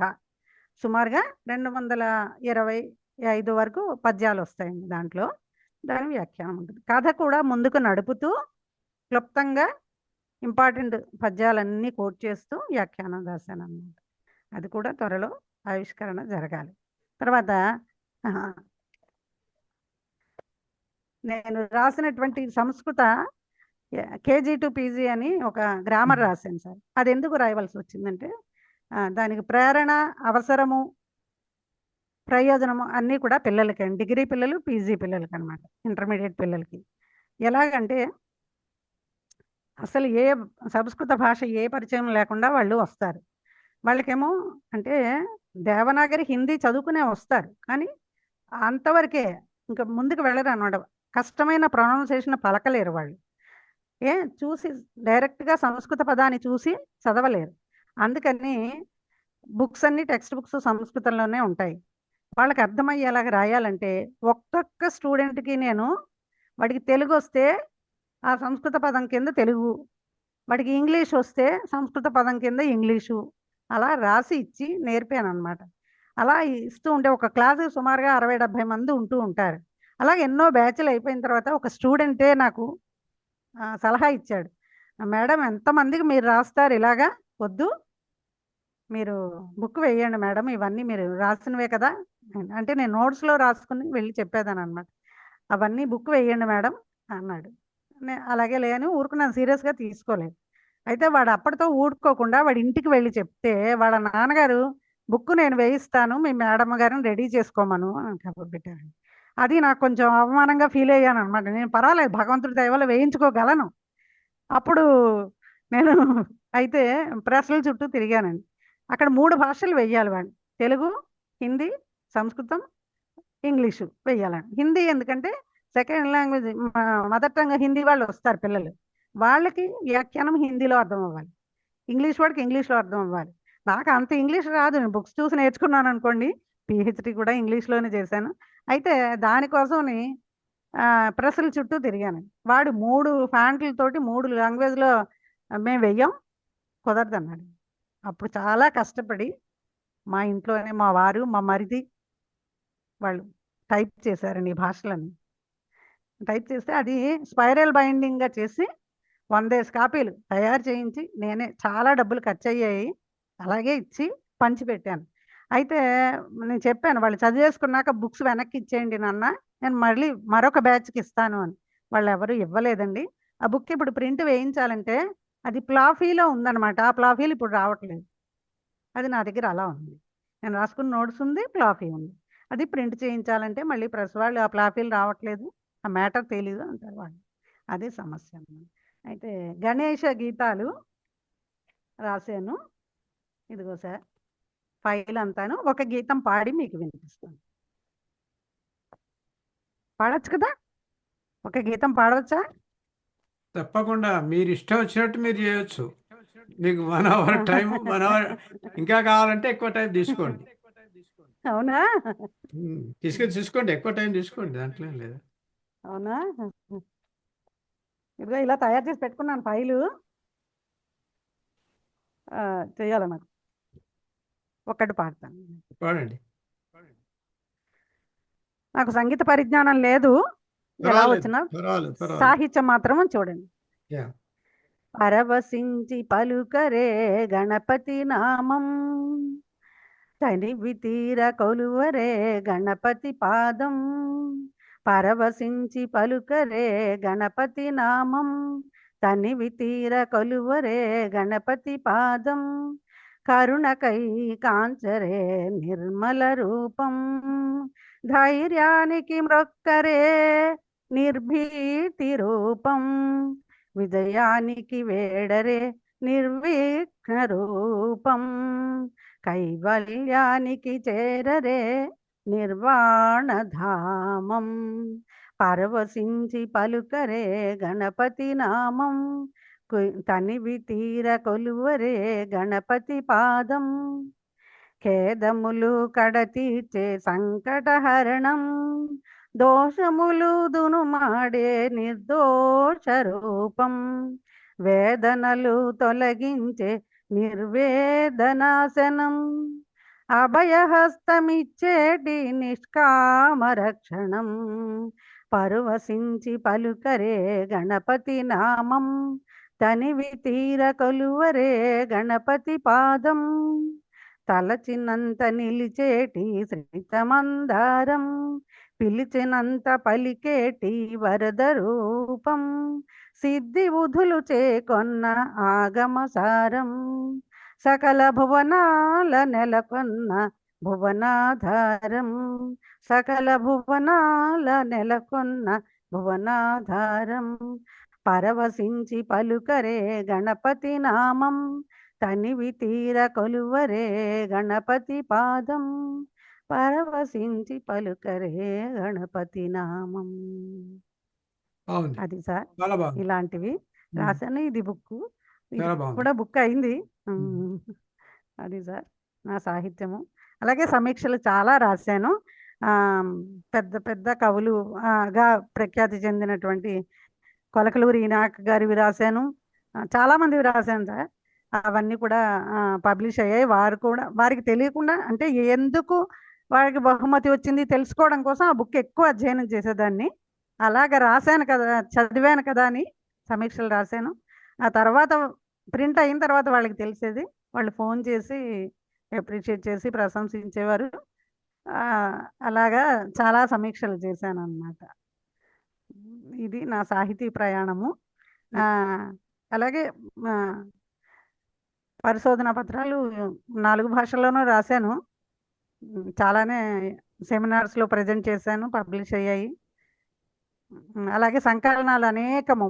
ఉమ్, బయట వాళ్ళందరూ అడుగుతూ ఉంటారు కదా, అక్కడ వ్యాసాలు ఇచ్చాను, కథలు ఇచ్చాను, కవితలు ఇచ్చాను, అన్నీ ఇచ్చాను సార్. చాలా వరకు పర్వాలేదు, భగవంతుడి దయ వల్ల అందరూ చదివారు. ఇంకా చదవాలనుకోండి, సాహిత్యం ఎంత తప్పకుండా చదువుతారు, చదివినా మనకి తప్పకుండా చదువుతారు. చదవాలి సార్. ఎందుకు ఎందుకు చదవరు? చదువుతారు. అవసరం ఉన్నప్పుడు పుస్తకం అవసరం ఉన్నప్పుడు కొంటారు, చదువుతారు. కానీ అవును సార్. పుస్తకాలు కొనడం చాలా కష్టం అయిపోతున్నది ఈ మధ్య.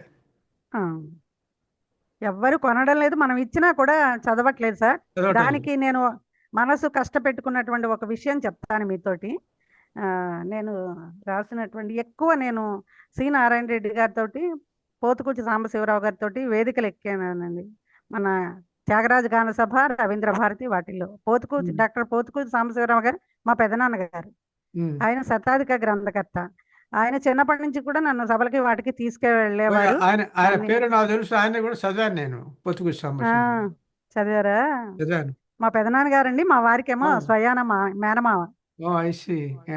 ఆ, అందుకని ఆయన అన్ని తీసుకెళ్ళి అన్ని నేర్పించారండి. చూపించి వారు ఫస్ట్ ముందు మనం అన్ని చూడడం, చదవడం నేర్చుకుంటేనే కదా ఏదైనా రాయడానికి. అవును. అవన్నీ వాళ్ళే నేర్పించారండి. ముందు వారికి చదివితేనే నమస్కారాలు. చదివితేనే కానీ రాయడం పడదు. ఆ, చదవాలి. వినాలి, ఓర్పుగా వినడం వినాలి. నేర్పించారు సార్ ముందు. వినడం కూడా. సభల్లో వినడం, తర్వాత ఏదైనా పాటలు పద్యాలు చెప్పించేవారు చిన్నప్పటి నుంచి కూడా. స్కూల్లో టీచర్లు అవును. సభలకు తీసుకెళ్ళి అవును. అక్కడ పాటలు పాడించడం, నీకు వచ్చిన పద్యాలు చెప్పమనడం, ఇవన్నీ చేసేవారు అనమాట. దానివల్ల కూడా స్టేజ్ మీద భయం లేకుండా వెరీ చెప్పేవాళ్ళం. తప్పో ఒప్పో స్టేజ్ ముందు మాట్లాడేయడం అలవాటైంది. అది మంచి పని అలాగనమాట. చేశారు. ఆ. బాగా చేశారు. అయితే పుస్తకాలు నేను ఒక తప్పు చేశాను సార్. ఏ పుస్తకంలోనూ దాని మీద వెల ఉండదండి. ఈ 13 పుస్తకాల వరకు నేను వెల రాయలేదు అసలు. ఫ్రీగానే ఇచ్చాను. చాలా డబ్బులు ఖర్చు అయ్యాయి, అయినా సరే ఇచ్చాను. అలా ఇవ్వడం తప్పని తెలిసింది. ఎందుకు తెలిసిందంటే, చదివిన వాళ్ళు చదువుతారు, ఒకవేళ చదవకపోయినా ఇంటికి పట్టుకెళ్ళి లోపల పెట్టుకున్నా వేరే విషయం, మనకు తెలియదు. హైదరాబాద్లోనే త్యాగరాజ గాన సభలో ఒక ఉగాది పురస్కారాలు అవుతున్నాయండి, నాకు ఇచ్చారు ఉగాది పురస్కారం. అది వీళ్ళు ఉన్నదే సి నారాయణ రెడ్డి గారు, పోతుకూచి వారు, ప్రభావతి గారు, వాసా ప్రభావతి గారు, వీళ్ళందరూ ఉన్నారు. ఆ సభకి గుంటూరు నుంచి ఒక ఆవిడ వచ్చిందండి. ఆవిడ పేరు చెప్తే బాగుండదు, మీకు కూడా తెలిసే ఉండొచ్చు. ఆవిడ పివి నరసింహారావు గారి బుక్కి హిందీ అనువాదం రాశారు. అంటే నేను ఏమనుకున్నానంటే, వారి స్థాయి, అంత పెద్ద స్థాయి వారి పుస్తకం రాస్తే వీళ్ళు కూడా ఆ స్థాయి వ్యక్తిత్వం ఉంటుంది అనుకున్నాను. ఆవిడకి నేను వెంటనే నా బుక్ ఒకటి ఇచ్చాను బ్యాగ్లో తీసి. ఆవిడ ఫంక్షన్ అయిపోయాక ప్రెస్ వాడి దగ్గరికి వెళ్ళి, ఫోటో తీయి, నాకు ఫోటో కావాలండి. సరేనమ్మా ఇస్తాను, నెంబర్ ఇవ్వండి, నేను ఫోన్ చేస్తాను అన్నాడు. నా పుస్తకంలో పేజీ చింపేసి దాని మీద పైన నెంబర్ రాసి ఇచ్చిందండి ఆవిడ, నా ఎదురుకుండాను. నేను తట్టుకోలేదు. చాలా ఇంకా అసలు నాకు తలుచుకుంటే ఇప్పుడు కూడా కళ్ళంపట్టి నీళ్ళు వచ్చేస్తాయి. అది అదే 100 రూపాయలు నాకు ఇచ్చింది, 10 రూపాయలు నాకు ఇచ్చింది అనుకోండి, ఆవిడ ఆ పని చేస్తుందా? చేయదు కదా. ఇంకా చాలా బాధ పెట్టిన విషయం అండి, ఇప్పుడు కూడా అసలు నేను ఎప్పటికీ మర్చిపోలేను. అది వస్తూనే నేను మా పెదనాన్నగారితో చెప్పాను అనమాట. ఆయన చూడలేదు, ఫంక్షన్ అయిపోయాక అందరినీ పంపించే హడావిడి దాంట్లో ఉన్నారు. తర్వాత నేను చెప్పానండి. ఇంకా ఈ 14వ పుస్తకానికి మాత్రం అందరూ అన్నారు, సమాజ ప్రయోజనమైనది, మన పండుగలు, అది నువ్వు ఫ్రీ, ఈ కవర్ పేజీకే చాలా ఎక్కువ ఖరీదు కట్టాడండి. లోపల ప్రింటింగ్ వేరే తీసుకుంటాడు కదా, అవన్నీ నువ్వెందుకు ఇస్తావు, దానికే విలువ ఉండదు అని అందరూ మీలాంటి పెద్దవాళ్ళు చెప్పారు. అందుకని దీని మీద వెల వేశాను అంతే. 13 పుస్తకాలు ఫ్రీగా ఇచ్చి. ఈ రామాయణంలో మహర్షులు సిద్ధేశ్వరానంద స్వామీజీ వారు ఆవిష్కరించారండి. కుత్తాళం పీఠాధిపతి మీకు తెలిసి ఉంటుంది. మా వైజాగ్లో శ్రీలలిత పెట్టమని ఆయన కూడా ఆయనే చూసుకుంటూ ఆయన ఆశీర్వదించాడు. అలాగే మరొక పుస్తకం, దీనికేమో శివానందమూర్తి గారు తెలుసు కదా మీకు, పేరు విన్నారా? శివానందమూర్తి విన్నాను. భీమిలి. ఆయన ఆశీర్వదించారు, బుక్ చదివి ఆశీర్వదించి ఇచ్చారండి. ఆ తర్వాత ఏమో భీమిలిలో ఒక ఆయన ఉన్నాడు, పొత్తూరి ఆయన. ఆయన పేరు తెలుసా మీకు? రాజేంద్ర ప్రసాద్ పొత్తూరి. ఆ, ఉన్నారండి. ఆయన ఎక్కువ రాస్తూ ఉంటారు. రాజేంద్ర ఆ, వర్మ అనుకుంటారు ఆయన పేరు. వర్మ. పుత్తూరు ఆయన రాజ వర్మ. ఆ, ఆయన రాజు, ఆయన తన రాజు అని చెప్పుకుంటాడు. ఆ, అయితే ఆయన చెప్పుకుంటారు. నాకు చాలా ఫేవరెట్. ఆ, ఆయన పేజీ ఒకటి ఉంది వాట్సాప్లో. నేను ఎప్పటికీ ఉమ్, చూస్తుంటాను, ఎప్పటికీ నేను కామెంట్ చేస్తుంటాను. తర్వాత ఆయనకు మా కథా కథల పోటీలో రెండవ బహుమతి వచ్చింది. బ్రహ్మాండమైన కథ రాశాడు. అవునండి. కొండమలుపు అని. ఆ, చాలా బాగుంటుంది ఆ కథ. ఆయనకి రెండవ బహుమతి వచ్చింది. సో ఆయన భీమిలి అంటే నాకు ఇప్పుడు మీకు జ్ఞాపకం వచ్చింది. భీమిలిలో చాలా ఫేమస్. భీమిలి. నాకు తెలిసినంత వరకు అవునండి. ఫేమస్ అండి, మాకు తెలుసు. ఆయన చాలా మంచి ఆర్టికల్స్ రాస్తారండి. ఆ ఆయన ఊరు మంచి గురించి ఆర్టికల్స్ అన్ని రాస్తారు. మరి రాస్తారు, టీచరు చదువుతాం అన్ని. టీచర్ కూడా. ఆ, ఉమ్, అవును. చాలా I like him very much. చాలా మంచివాడు. అలాగా సార్. ఆయనకు మంచి సెన్స్ ఆఫ్ హ్యూమర్ కూడా ఉంది. ఉంది సార్. సెన్స్ ఆఫ్ హ్యూమర్ చాలా ఉమ్, ఇంపార్టెంట్ మనుషులకి.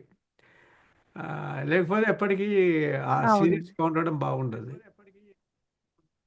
ఉమ్, చెప్పండి. అయితే మీరు అవును సార్. ఆ పుస్తకం గురించి మీరు బాధపడ్డారు చాలా.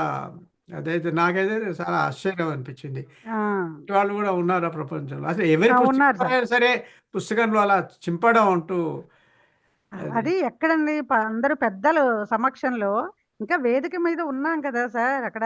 ఆవిడ చివర కూర్చుంది. ఆ ప్రసవన అప్పుడే అయ్యింది, జనగణమన పాడారు. దిగుతున్నాం ఇంకా వేదిక. ఆ, త్యాగరాజ గాన సభ పెద్ద సభ హాల్ ఉంది కదా, పెద్ద హాలు. అది దిగుతూ ఉంటేనే ఇంకా వాళ్ళందరూ అక్కడ ఉన్నారు. అసలు ఇప్పుడు కూడా మర్చిపోలేము సార్ ఆ సన్నివేశం. వాళ్ళిద్దరూ వెళ్ళిపోయారు, సి నారాయణ రెడ్డి గారు, మా పోతుకూర్చి వారు పైకి వెళ్ళిపోయారు. కానీ నేను ఆ సన్నివేశాన్ని మర్చిపోలేను సార్. అలా అయిపోయింది. ఇటువంటి సంఘటనలు అందరికీ తర్వాత జరుగుతుంటాయి చాలా. నా సాహితీ యాత్ర వేదిక ఆ, పరిచయం నేను చేయడం మొదలు పెట్టినప్పటి నుంచి చాలా మందికి నా మీద ఆ, కోపం బాగా ఉంది. ఎందుకంటే నేను ఇట్లా మాట్లాడతానని చెప్పేసి. ఎందు- నాకు తెలుసో తెలియదో అది. తెలుసుకోవాలి కదా సార్ నేను. అది ఆ విషయాలు. మీరు బాగా చెప్తున్నారు, అలా చెప్తేనే కదా మాకు తెలుస్తుంది. కానీ కొందరికి నచ్చలేదు అవి. నచ్చకుండా వాళ్ళకు కొందరు నాతో మాట్లాడడం కూడా మాట్లాడారు ఇప్పుడు. ఇద్దరు ముగ్గురు. ఇక మనం ఏం చేస్తాం? చేసేది ఏం అయ్యో. లేదు. ఉన్నదేదో నాకు కనిపించింది నేను అన్నాను అంతే. అంతేగాని ఇష్యూస్ ఇంపార్టెంట్, అవును. అంతేగాని పర్సనాలిటీస్ కాదు. అవును సార్. అంచేత చెప్పాలి మీరు, ఇలా చదివి చెప్తేనే కదా సార్ తెలుస్తుంది మనం నేను చేసే చాలా చదివాను. తప్పులేంది, మీరు మన రాసి నేను రీతి. నాకు పంపినవి నేను చాలా చదివాను. చదవకుండా మాట్లాడలేదు నేను. ఉమ్, అంచేత ఉమ్. ఈ అబ్బాయి చెప్పాలి సార్, చెప్తేనే నేను సవరించుకోగలను కదా. అంటే ఆ మీరు టైపు రాకపోవడం వల్ల రైట్. వచ్చినటువంటి ఇబ్బంది సార్. ఇప్పుడు ఏమైందంటే ఒకసారి జగన్నాథ శర్మ గారని ఒక ఆయన ఉన్నారు, నవ్య ఎడిటర్. పేరు అవును. అవును, తెలుసండి. ఆయన తెలుసండి. ఆయన వచ్చారు నవ్యలో నా కథలు కూడా వచ్చాయి. మా కథా ఆ, సంపుటి చివరికి వచ్చి ఆవిష్కరణ చేయడానికి ఆయన వచ్చారు. వచ్చి ఆ, ఆ పుస్తకం చదివారు ఆయన. చదివి ఉమ్, ఆవిష్కరించారు. ఈ తర్వాత అన్నారు, మరి ఈ పుస్తకంలో ఇన్ని తప్పులు లేవు. సాధారణంగా పుస్తకాలు అన్ని తప్పులు ఉంటాయి, మీరు ప్రూఫ్ చేశారా అని నన్ను అడిగాడు. అవునండి, నేను ప్రూఫ్ చేశాను అని అన్నాను. అయితే ఆయన మెచ్చుకున్నాడు. బాగుంది పుస్తకం, అన్ని తప్పులు లేవు. తప్పులు ఉన్నాయి, డెఫినెట్లీ ఆ, ఉన్నాయి, కానీ అన్ని తప్పులు లేవు.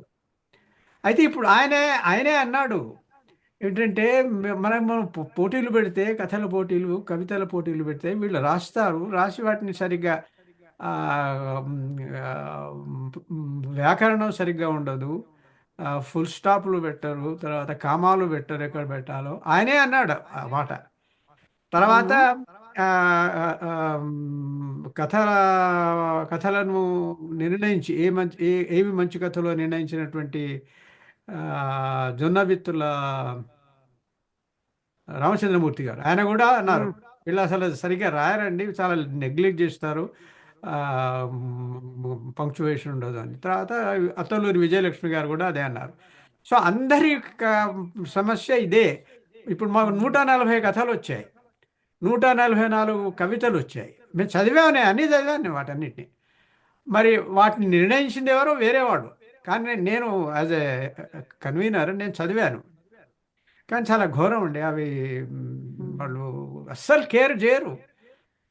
పంక్చువేషన్ పెట్టాలి అనేటువంటిది వాళ్ళకి అసలు రాదు వాళ్ళ మనసుల్లోకి, ఎందుకో కానీ.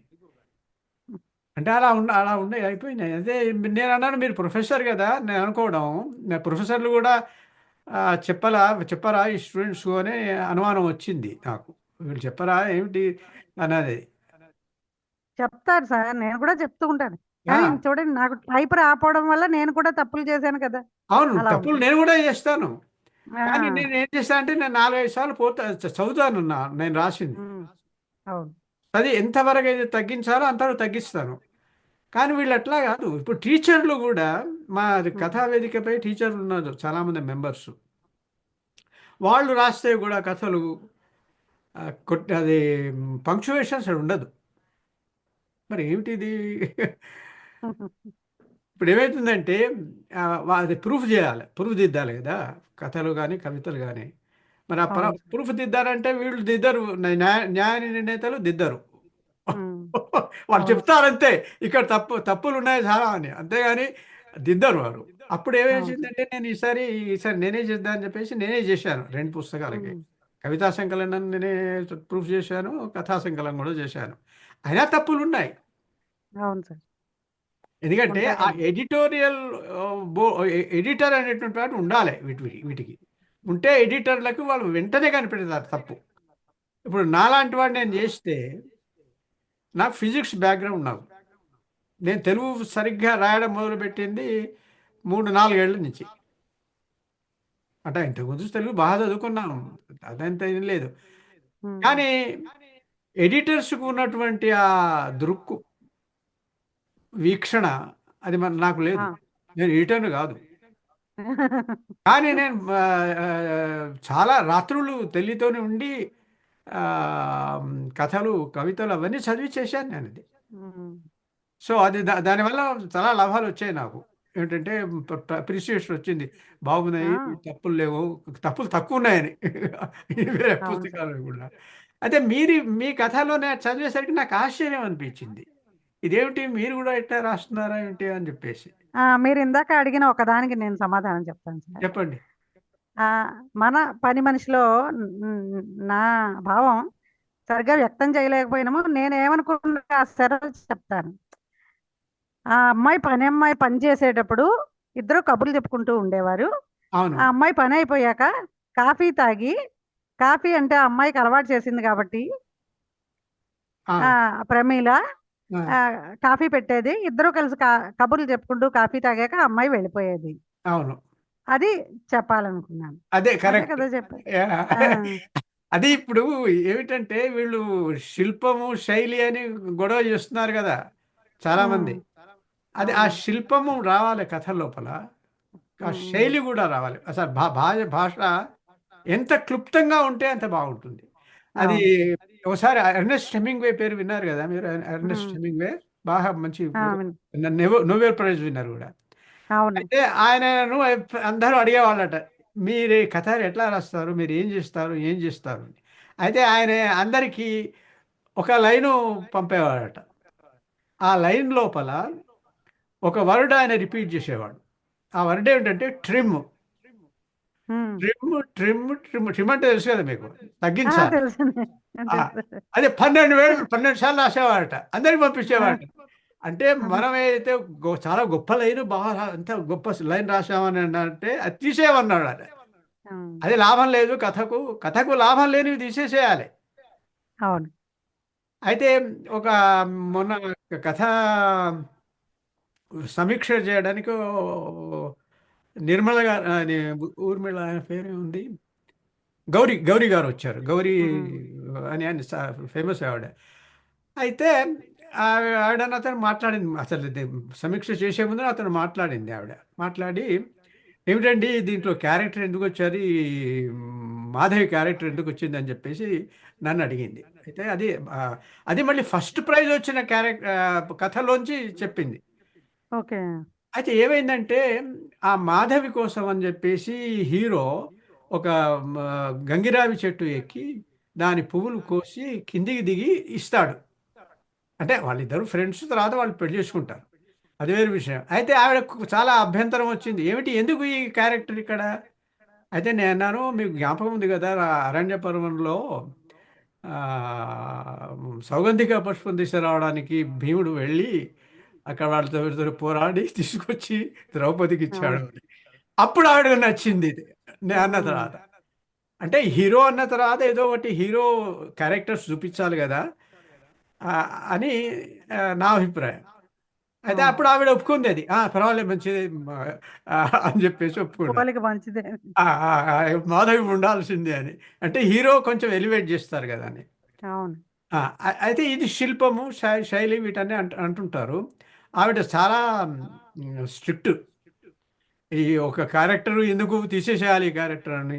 లేకపోతే ఈ పారాగ్రాఫ్ ఎందుకు తీసేసేయాలి ఇలా, ఇలా అనేది. అయితే మరి మాదేమో నంబర్ 1 అని నిర్ణయించారు న్యాయ నిర్ణేతలు.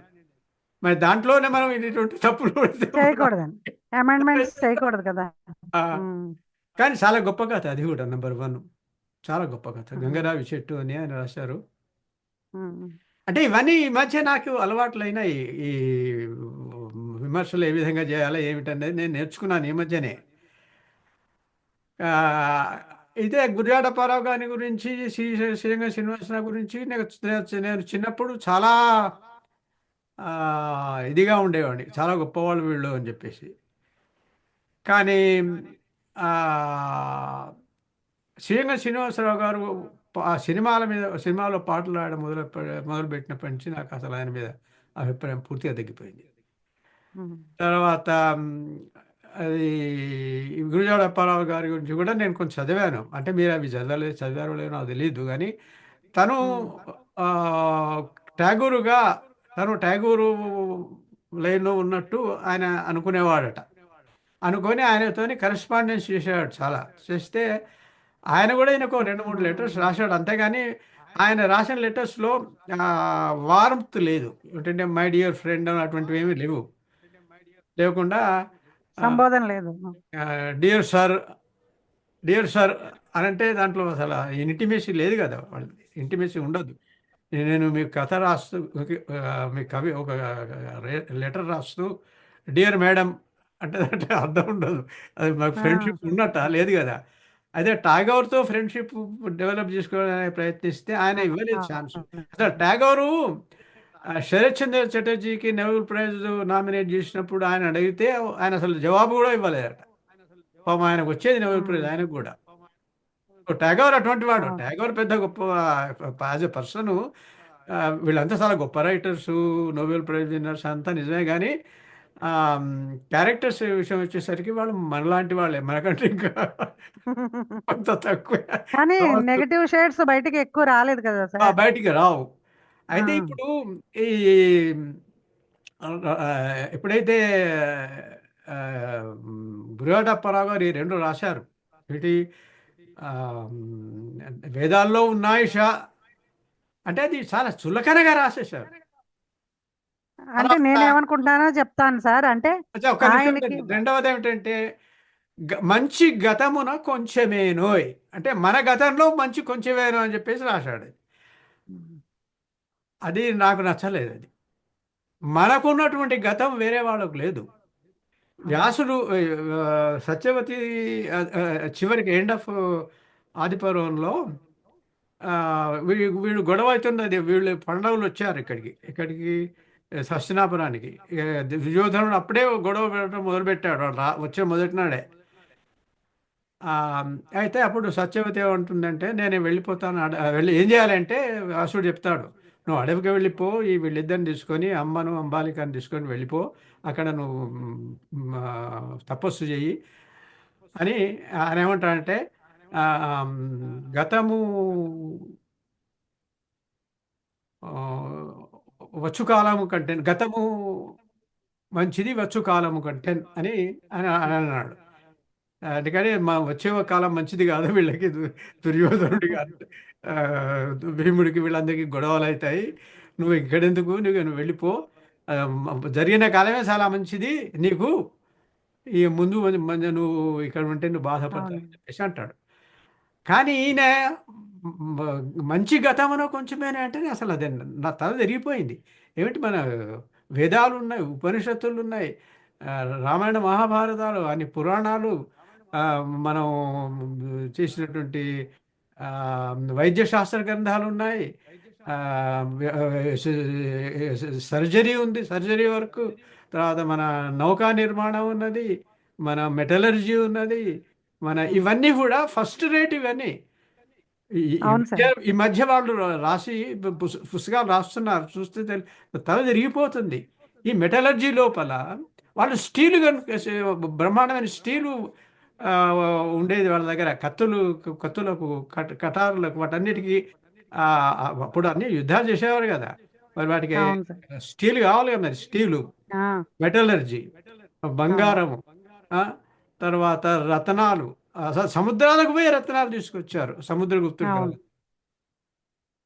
సో ఇటువంటివన్నీ ఉన్న వాటిని గతం, మంచి గతమును కొంచెం వేరే ఈయన ఎట్లా అంటాడు అని చెప్పేసి ఆయన మీద నాకు చాలా కోపం వచ్చేసింది అప్పుడు. సో ఇది ఏమిటంటే, ఆయన ఈ విధంగా రాయడం వలన కమ్యూనిస్టులకు చాలా మంచి వాడు అని చెప్పేసి అభిప్రాయం ఏర్పడింది. అంటే కమ్యూనిస్టులో హిందూయిజం క్రిస్టియన్ చేయడంలో నంబర్ వన్ కదా. అవునండి. అందుకోసం ఆ ఆ విషయంలో వచ్చేసేసి ఆ, గురిజాడ అప్పారావు గారు కొంతవరకు ఆ, ఆయన చేయని పనులు కూడా చేశారని కమ్యూనిస్టులు చెప్పారు. ఏంటంటే కందుకూరి వీరేశలింగం గారు చేసిన పనంతా కూడా అది మనం అసలు ఆలోచించలేము. ఆయన రాశాడు అవును. పుస్తకాలు, పుస్తకాలు కూడా రాశాడు ఆయన అవును. 19th సెంచరీలో. అలా అంత పనులు చేసి అలా పుస్తకాలు రాసి ఆయన, నేను తెలుగు సాహిత్యంలో మొదటి నవల రాసింది నేనే, మొదటి ఇది, మొదటి అది అని చెప్పేసి ఆయన రాసుకుంటాడు ఒకసారి. అటువంటి మనిషి చాలా తక్కువ కందుకూరి అవును. వీరేశలింగం. అయితే ఆయన క్రెడిట్ ఈయన తీసుకున్నాడు. తర్వాత గిడుగు గారి క్రెడిట్ కూడా ఈయన తీసుకున్నాడు అని చెప్పేసి, అంటే ఈయన తీసుకున్నాడు కానీ ఈయనకి ఇచ్చారు వీళ్ళు కమ్యూనిస్ట్. అది నాకు నచ్చలేదు అదే. అంటే he died early, he could probably corrected it, I don't know. కానీ శ్రీరంగ శ్రీనివాసరావు గారు కూడా, నేను చాలా నేను హై స్కూల్ ఎడిటర్గా ఉన్నప్పుడు ఒక ఆర్టికల్ రాశారు శ్రీరంగ శ్రీనివాసరావు గారి మీద, మా తెలుగు మ్యాగజైన్లో, ఉస్మాన్ యూనివర్సిటీలో. చిన్నప్పుడు వీళ్ళంతా నాకు హీరోసే. కానీ అవునండి. ఇప్పుడు ఈ తర్వాత ఇది నాకు జరిగి మొన్న నేను రాస్తున్నాను ఈ ఆర్టికల్. గిరీశము, ఆ, తర్వాత నిగమ శర్మ, ఈ రెండింటి వీళ్ళిద్దరి మధ్య ఉన్నటువంటి సాపత్యాలు. అయితే మా మరదలు ఒక ఆవిడ పిహెచ్డి ఉంది తెలుగులో. అయితే ఏమన్నా అంటే, లేదండి బావగారు ఇది తప్పు, ఇది వాళ్ళిద్దరి మధ్య సాపత్యాలు లేనే లేవు అని చెప్పేసి నాతో అన్నది. ఉమ్. అయితే నేను అన్ని చదివి అది ఆ పద్యాలన్నీ చూసి ఇవి నేను చేసిన ఏమిటో అవన్నీ చేస్తే చేసి ఆమెకు పంపాను నేను కథ. సాపత్యాలు లేవన్నావు కదా, ఉన్నాయి ఇప్పుడు 7 సాపత్యాలు ఉన్నాయి. మరి లేకుండా ఎట్లా ఉంటుంది? ఏదో విధంగా ఈయన బాగా చదివి ఉంటాడు కదా, ఆ, గురజాడ అప్పారావు. సో ఆయన అవునండి. మామూలు మనిషి కాదు. సో ఉమ్. అటువంటప్పుడు ఆ, ఈ ఇవన్నీ చూసి తర్వాత వసంత సేన ఆ, ముర్చికటికని తీసుకుంది ఆయనే చెప్పాడు, సౌజన్యరావు పంతులే చెప్పాడు, నా అవును. నాటకంలోనే చెప్పాడు, ఆ పుస్తకంలోనే చెప్పాడు. సో ఈ రెండు ప్రిన్సిపల్ క్యారెక్టర్స్ వేరే చోట తీసుకొచ్చి, అంటే మన గతం నుంచి తీసుకొచ్చి, మంచి గతంలో కొంచెమేనో అనడంలో అర్థమే ఉన్నది. మన గతం ఉమ్. నుంచి మీరు యూ బారోడ్ మెటీరియల్ పర్వాలేదు, అందరూ బారో చేశారు. కానీ బారో చేసి ఆ గతం ఏమీ లేదు అని అనడంలో అర్థం ఏమిటి? Um. So I don't like these two statements. తర్వాత ఈ ఆయన కోసం అని చెప్పేసి ఆ, అరసము విరసము ఈ రెండు ఆర్గనైజేషన్స్, శ్రీరంగం శ్రీనివాసరావు ఆ, ఆయనను మహాకవిగా ప్రమోట్ చేయడం, నేను అనుకున్నాను ప్రమోట్గా చేయడం ఇదంతా. తర్వాత నేను కొందరితో మాట్లాడాను పండితులతో, మాట్లాడితే వాళ్ళు కూడా నాతో ఒప్పుకున్నారు ఏంటంటే గురజాడప్పారావు గారు మహాకవి గాడు అని. అదేవిధంగా మీ అనదర్ హీరో శ్రీ శ్రీనారాయణ రెడ్డి. శ్రీనారాయణ రెడ్డికి ఆ అవార్డు రావడం అంత, అది వేరే అది ఆయన పాపం ముందు ఇచ్చారు, ఇచ్చే తీసేసుకున్నారు. హ్మ్. పుట్టపర్తి గారికి ముందు ఇచ్చి అది తీసేసుకొని ఈయనకి ఇచ్చారు. ఇది ఏమిటండి ఇది? అది బాలేదు. అసలు బాగాలేదు ఇది. అందుకోసం తెలుగు సాహిత్యం అంటేనే నాకు ఎందుకు అసలు ఇది అది అనిపిస్తుంది. ముఖ్యంగా 20వ శతాబ్దపు తెలుగు సాహిత్యం. ఆ? అవును. ఎంతమంది మహాకవులు ఉన్నారు? ప్రతివాడు మహాకవే 20వ శతాబ్దంలో. ఇప్పుడు మీరు మన 1000 సంవత్సరాల మన తెలుగు సాహిత్య చరిత్ర చూస్తే మహాకవులు ఎంతమంది కనిపిస్తారు మనకు? మీకు నలుగురు, 8, 9, 11, 12 మంది దొరుకుతారు 1000 సంవత్సరాల్లో. ఈయన 100 సంవత్సరాల్లో మీకు 1000 మహాకవులు దొరికారు. అంటే 1000 గారు కానీ ఉన్నారు. ప్రతివాడు మహాకవి అవును. 20వ శతాబ్దంలో. మళ్ళీ ఇవన్నీ తప్పులు చేస్తుంటారు. అందుకోసమే అది 19th century is different. 19th సెంచరీలో ఇద్దరు గొప్ప సాహితీ పరులు ఉన్నారు. చిన్నయ్య సూరిను, కందుకూరి వీరేశలింగం గారు. వీళ్ళిద్దరు కూడా గొప్పవాళ్ళే. కానీ 20వ శతాబ్దానికి వచ్చేసరికి అసలు అది పూర్తిగా పడిపోయింది. సాహిత్య విలువలు ఆ, పడిపోయినవి. తర్వాత ఆ, స్వార్థం ఎక్కువైపోయింది మనుషుల్లో. ఆ, డబ్బులు ఇచ్చి పురస్కారాలు తీసుకోవడము. ఆ తర్వాత నేను వీటికి ఒక పేరు పెట్టాను. ఏమిటంటే పరస్పర పారితోషిక సంఘం. 20వ సంవత్సరపు 20వ శతాబ్దపు తెలుగు సాహిత్యం కథ 21 ఇంకా ముఖ్యంగా ఆ, పరస్పర పారితోషిక సంఘం. బాగుంది. మీరు మా దగ్గర రండి, మేము మీకు ఈ బిరుదులు ఇస్తాము, మేము మీ దగ్గరకు వస్తాం, మీరు మాకు ఇవ్వండి. ఎందుకు దండిగా నాకు చాలామంది ఇచ్చారు, అడిగారు మీకు కావాలంటే. నాకు వద్దండి, నాకు అసలు బిరుదులు వద్దు అని అన్నాను. దండగా ఈ బిరుదులతో ఏం చేస్తాము? సార్ నేనేమి బిరుదులు డబ్బులు పెట్టి కొనుక్కోలేదు. నాకు 5 బిరుదులు వచ్చాయి సార్. అంటే అది అది క్యాంపెయిన్ చేయడం మంచిది కాదు. సరే, ఎవరైనా అవునవును, ఇస్తే అది కరెక్ట్. వేరు విషయం. నేను కూడా ఊరికే సరదాగా చెప్తున్నాను. ఆ, అదే ఎలాగంటే ఆ, ఆ, అదే ఇటువంటివన్నీ జరుగుతున్నాయి తెలుగు సాహిత్యంలో. ముఖ్యంగా ఈ అవునండి. ఈ రెండు ఆర్గనైజేషన్స్ అరసం విరసం నాశనం చేసాయి తెలుగు సాహిత్యాన్ని. దాంట్లో నాకు అసలు డౌట్ లేదు. మంచిగా రాసేవాళ్ళను ఛాందస్సులు అవును. అన్నారు. ఇటువంటివి నేను ఇట్లా మాట్లాడితే ఛాందస్సుండి నేను. మిగిలిన వాళ్ళంతా చాలా ప్రోగ్రెసివ్, అభ్యుదయ అభ్యుదయం అని అట్లా ఉంటుంది. అవునండి. ఎనీవే, ఇంకా ఉందా మీ ప్రసంగం? యాహ్! అంటే ఏ నా రాతలకి బాగున్నాయో లేవో పురస్కారాలు, బహుమతులు చాలానే వచ్చాయి సార్. సరే, మీకు మిమ్మల్ని అవన్నీ మీరే మాట్లాడడం లేదు. ఏంటనుకుంటానంటే కొందరు ఉన్నారు అయితే కరెక్ట్. ఆ సాహిత్యం వల్ల మీరు అట్లా నేను మామూలుగా చెప్తున్నాను. ఆ పురస్కారాల వల్ల మన బాధ్యత గుర్తు చేస్తుంది. ప్రయోజనకరమైనటువంటి సాహిత్యాన్ని అందించు అని ఒక మెసేజ్‌గా నేను స్వీకరిస్తానండి. కరెక్ట్. ఎవరైనా నాకు అదే ఆహ్, ఇప్పుడు సర్వేపల్లి రాధాకృష్ణన్ గారి మనవడు అవార్డు ఇచ్చారండి. అవును. గీర్వాణ ఘనసేవిక అని.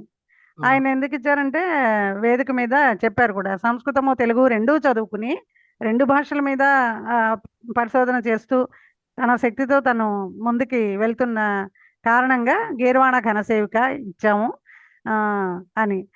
అలాంటి ప్రముఖులు ఇచ్చిన తర్వాత నాకు అనిపించింది అంటే ఇంకా మంచివి రాయి, ఇంకా ఎక్కువ పరిశోధన చెయ్యి, ఇంకా మంచి సాహిత్యాన్ని వెలువరించు అని ఒక సందేశంగా నేను స్వీకరించాను. అది తర్వాత దేశభక్తుల మీదే రాశాను సార్. దేశభక్తి సాహిత్య వేదిక అని ఒక గ్రూప్ ఉంది. ఆ గ్రూప్ లో అన్ని దేశభక్తి గురించే. అక్కడ ఎక్కువ కవితలు, ఎక్కువ ఈ చర్చలు, సాహితీ చర్చలు, దేశభక్తి సాహిత్య చర్చలు జరుగుతుండేవి. దాంట్లో కూడా వాళ్ళు నన్ను దేశభక్తి భాస్కర అని బిరుదు ఇచ్చారండి. అది కూడా పూర్తిగా డెడికేటెడ్ ఛానల్ అండి. అది పూర్తిగా నిజమైనటువంటి దేశ భక్తుల్ని గౌరవిస్తుంది, గుర్తు చేసుకుంటుంది, చర్చిస్తుంది, భావితరాలకు వాళ్ళ గురించి తెలియజేస్తుందండి. అది ఎన్ ఆ, ఎన్ సరిగ్గా సరిగ్గా చేస్తే బాగుంటుంది. సాహితీ అంటే సాహిత్యం ఇలా ఉంటుంది, మనం ఇలా ఉండాలి, సభకు పోతే మనం ఇలా ప్రవర్తించాలి, ఇటువంటివన్నీ బాగానే ఉంటాయి. కానీ ఈ మధ్య వచ్చేటువంటి ఆ ఇన్విటేషన్స్ చూస్తే ఒక 12 మంది అతిథులు ఉంటారు. ప్రత్యేక అతిథి ఒకడు, విశిష్ట అతిథి ఒకడు, ఇంకో అతిథి వీళ్ళంతా వస్తారు ఆ మీటింగ్కి. ఎందుకు వస్తామని ఇంతమంది అతిథులు?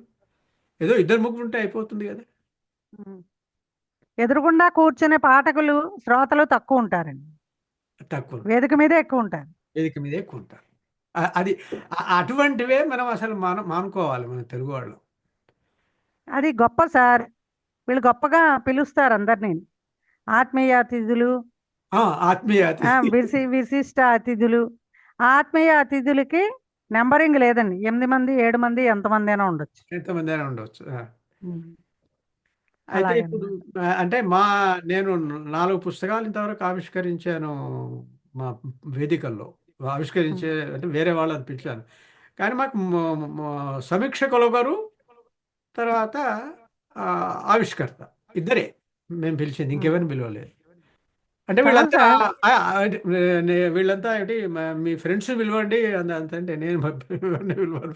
ఇద్దరు చాలండి, అంతంత అవకాశం ఎక్కువ ఎక్కువ మాట్లాడడానికి కుదరదు కదా. అసలు టైం కూడా చాలా, ఉండదు.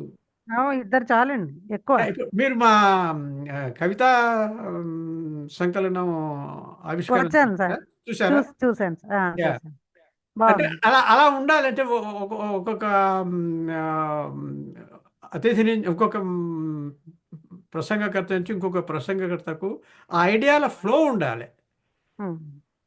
అది లేకుండా ఆ, వేరే విధంగా చేయడం అది ఏమో నాకు ఇంతమందిని పిలవడం దండగా అనిపిస్తుంది. అవును. కానీ మీరు ఇంకొక పుస్తకం రాశారు, అది దాని గురించి కూడా నాకు చాలా, ఆ పుస్తకం ఏమిటంటే సుభాషితాలు అని చెప్పేసి. ఉమ్. అయితే మేము చిన్నప్పుడు హై స్కూల్ లోపల, మిడిల్ స్కూల్ లోపల ఆ, భర్తృహరి సుభాషితాలు చదివేవాళ్ళం. ఉమ్. బాగా నేర్చుకున్నాం, బాగా చదువుకున్నాం మేము. అవును. అయితే అసలు దాని చాలా influence, it had a very strong influence on me as a person. అవును. ఓకే. భూషలుగా ఆవు మర్చులకు భూరిమయంగద తారహారములు, ఇటువంటి పద్యాలు అన్నీ ఉన్నాయి కదా, వాటి ఒక్కొక్క దాంట్లో ఒక మంచి సుభాషితం అవి.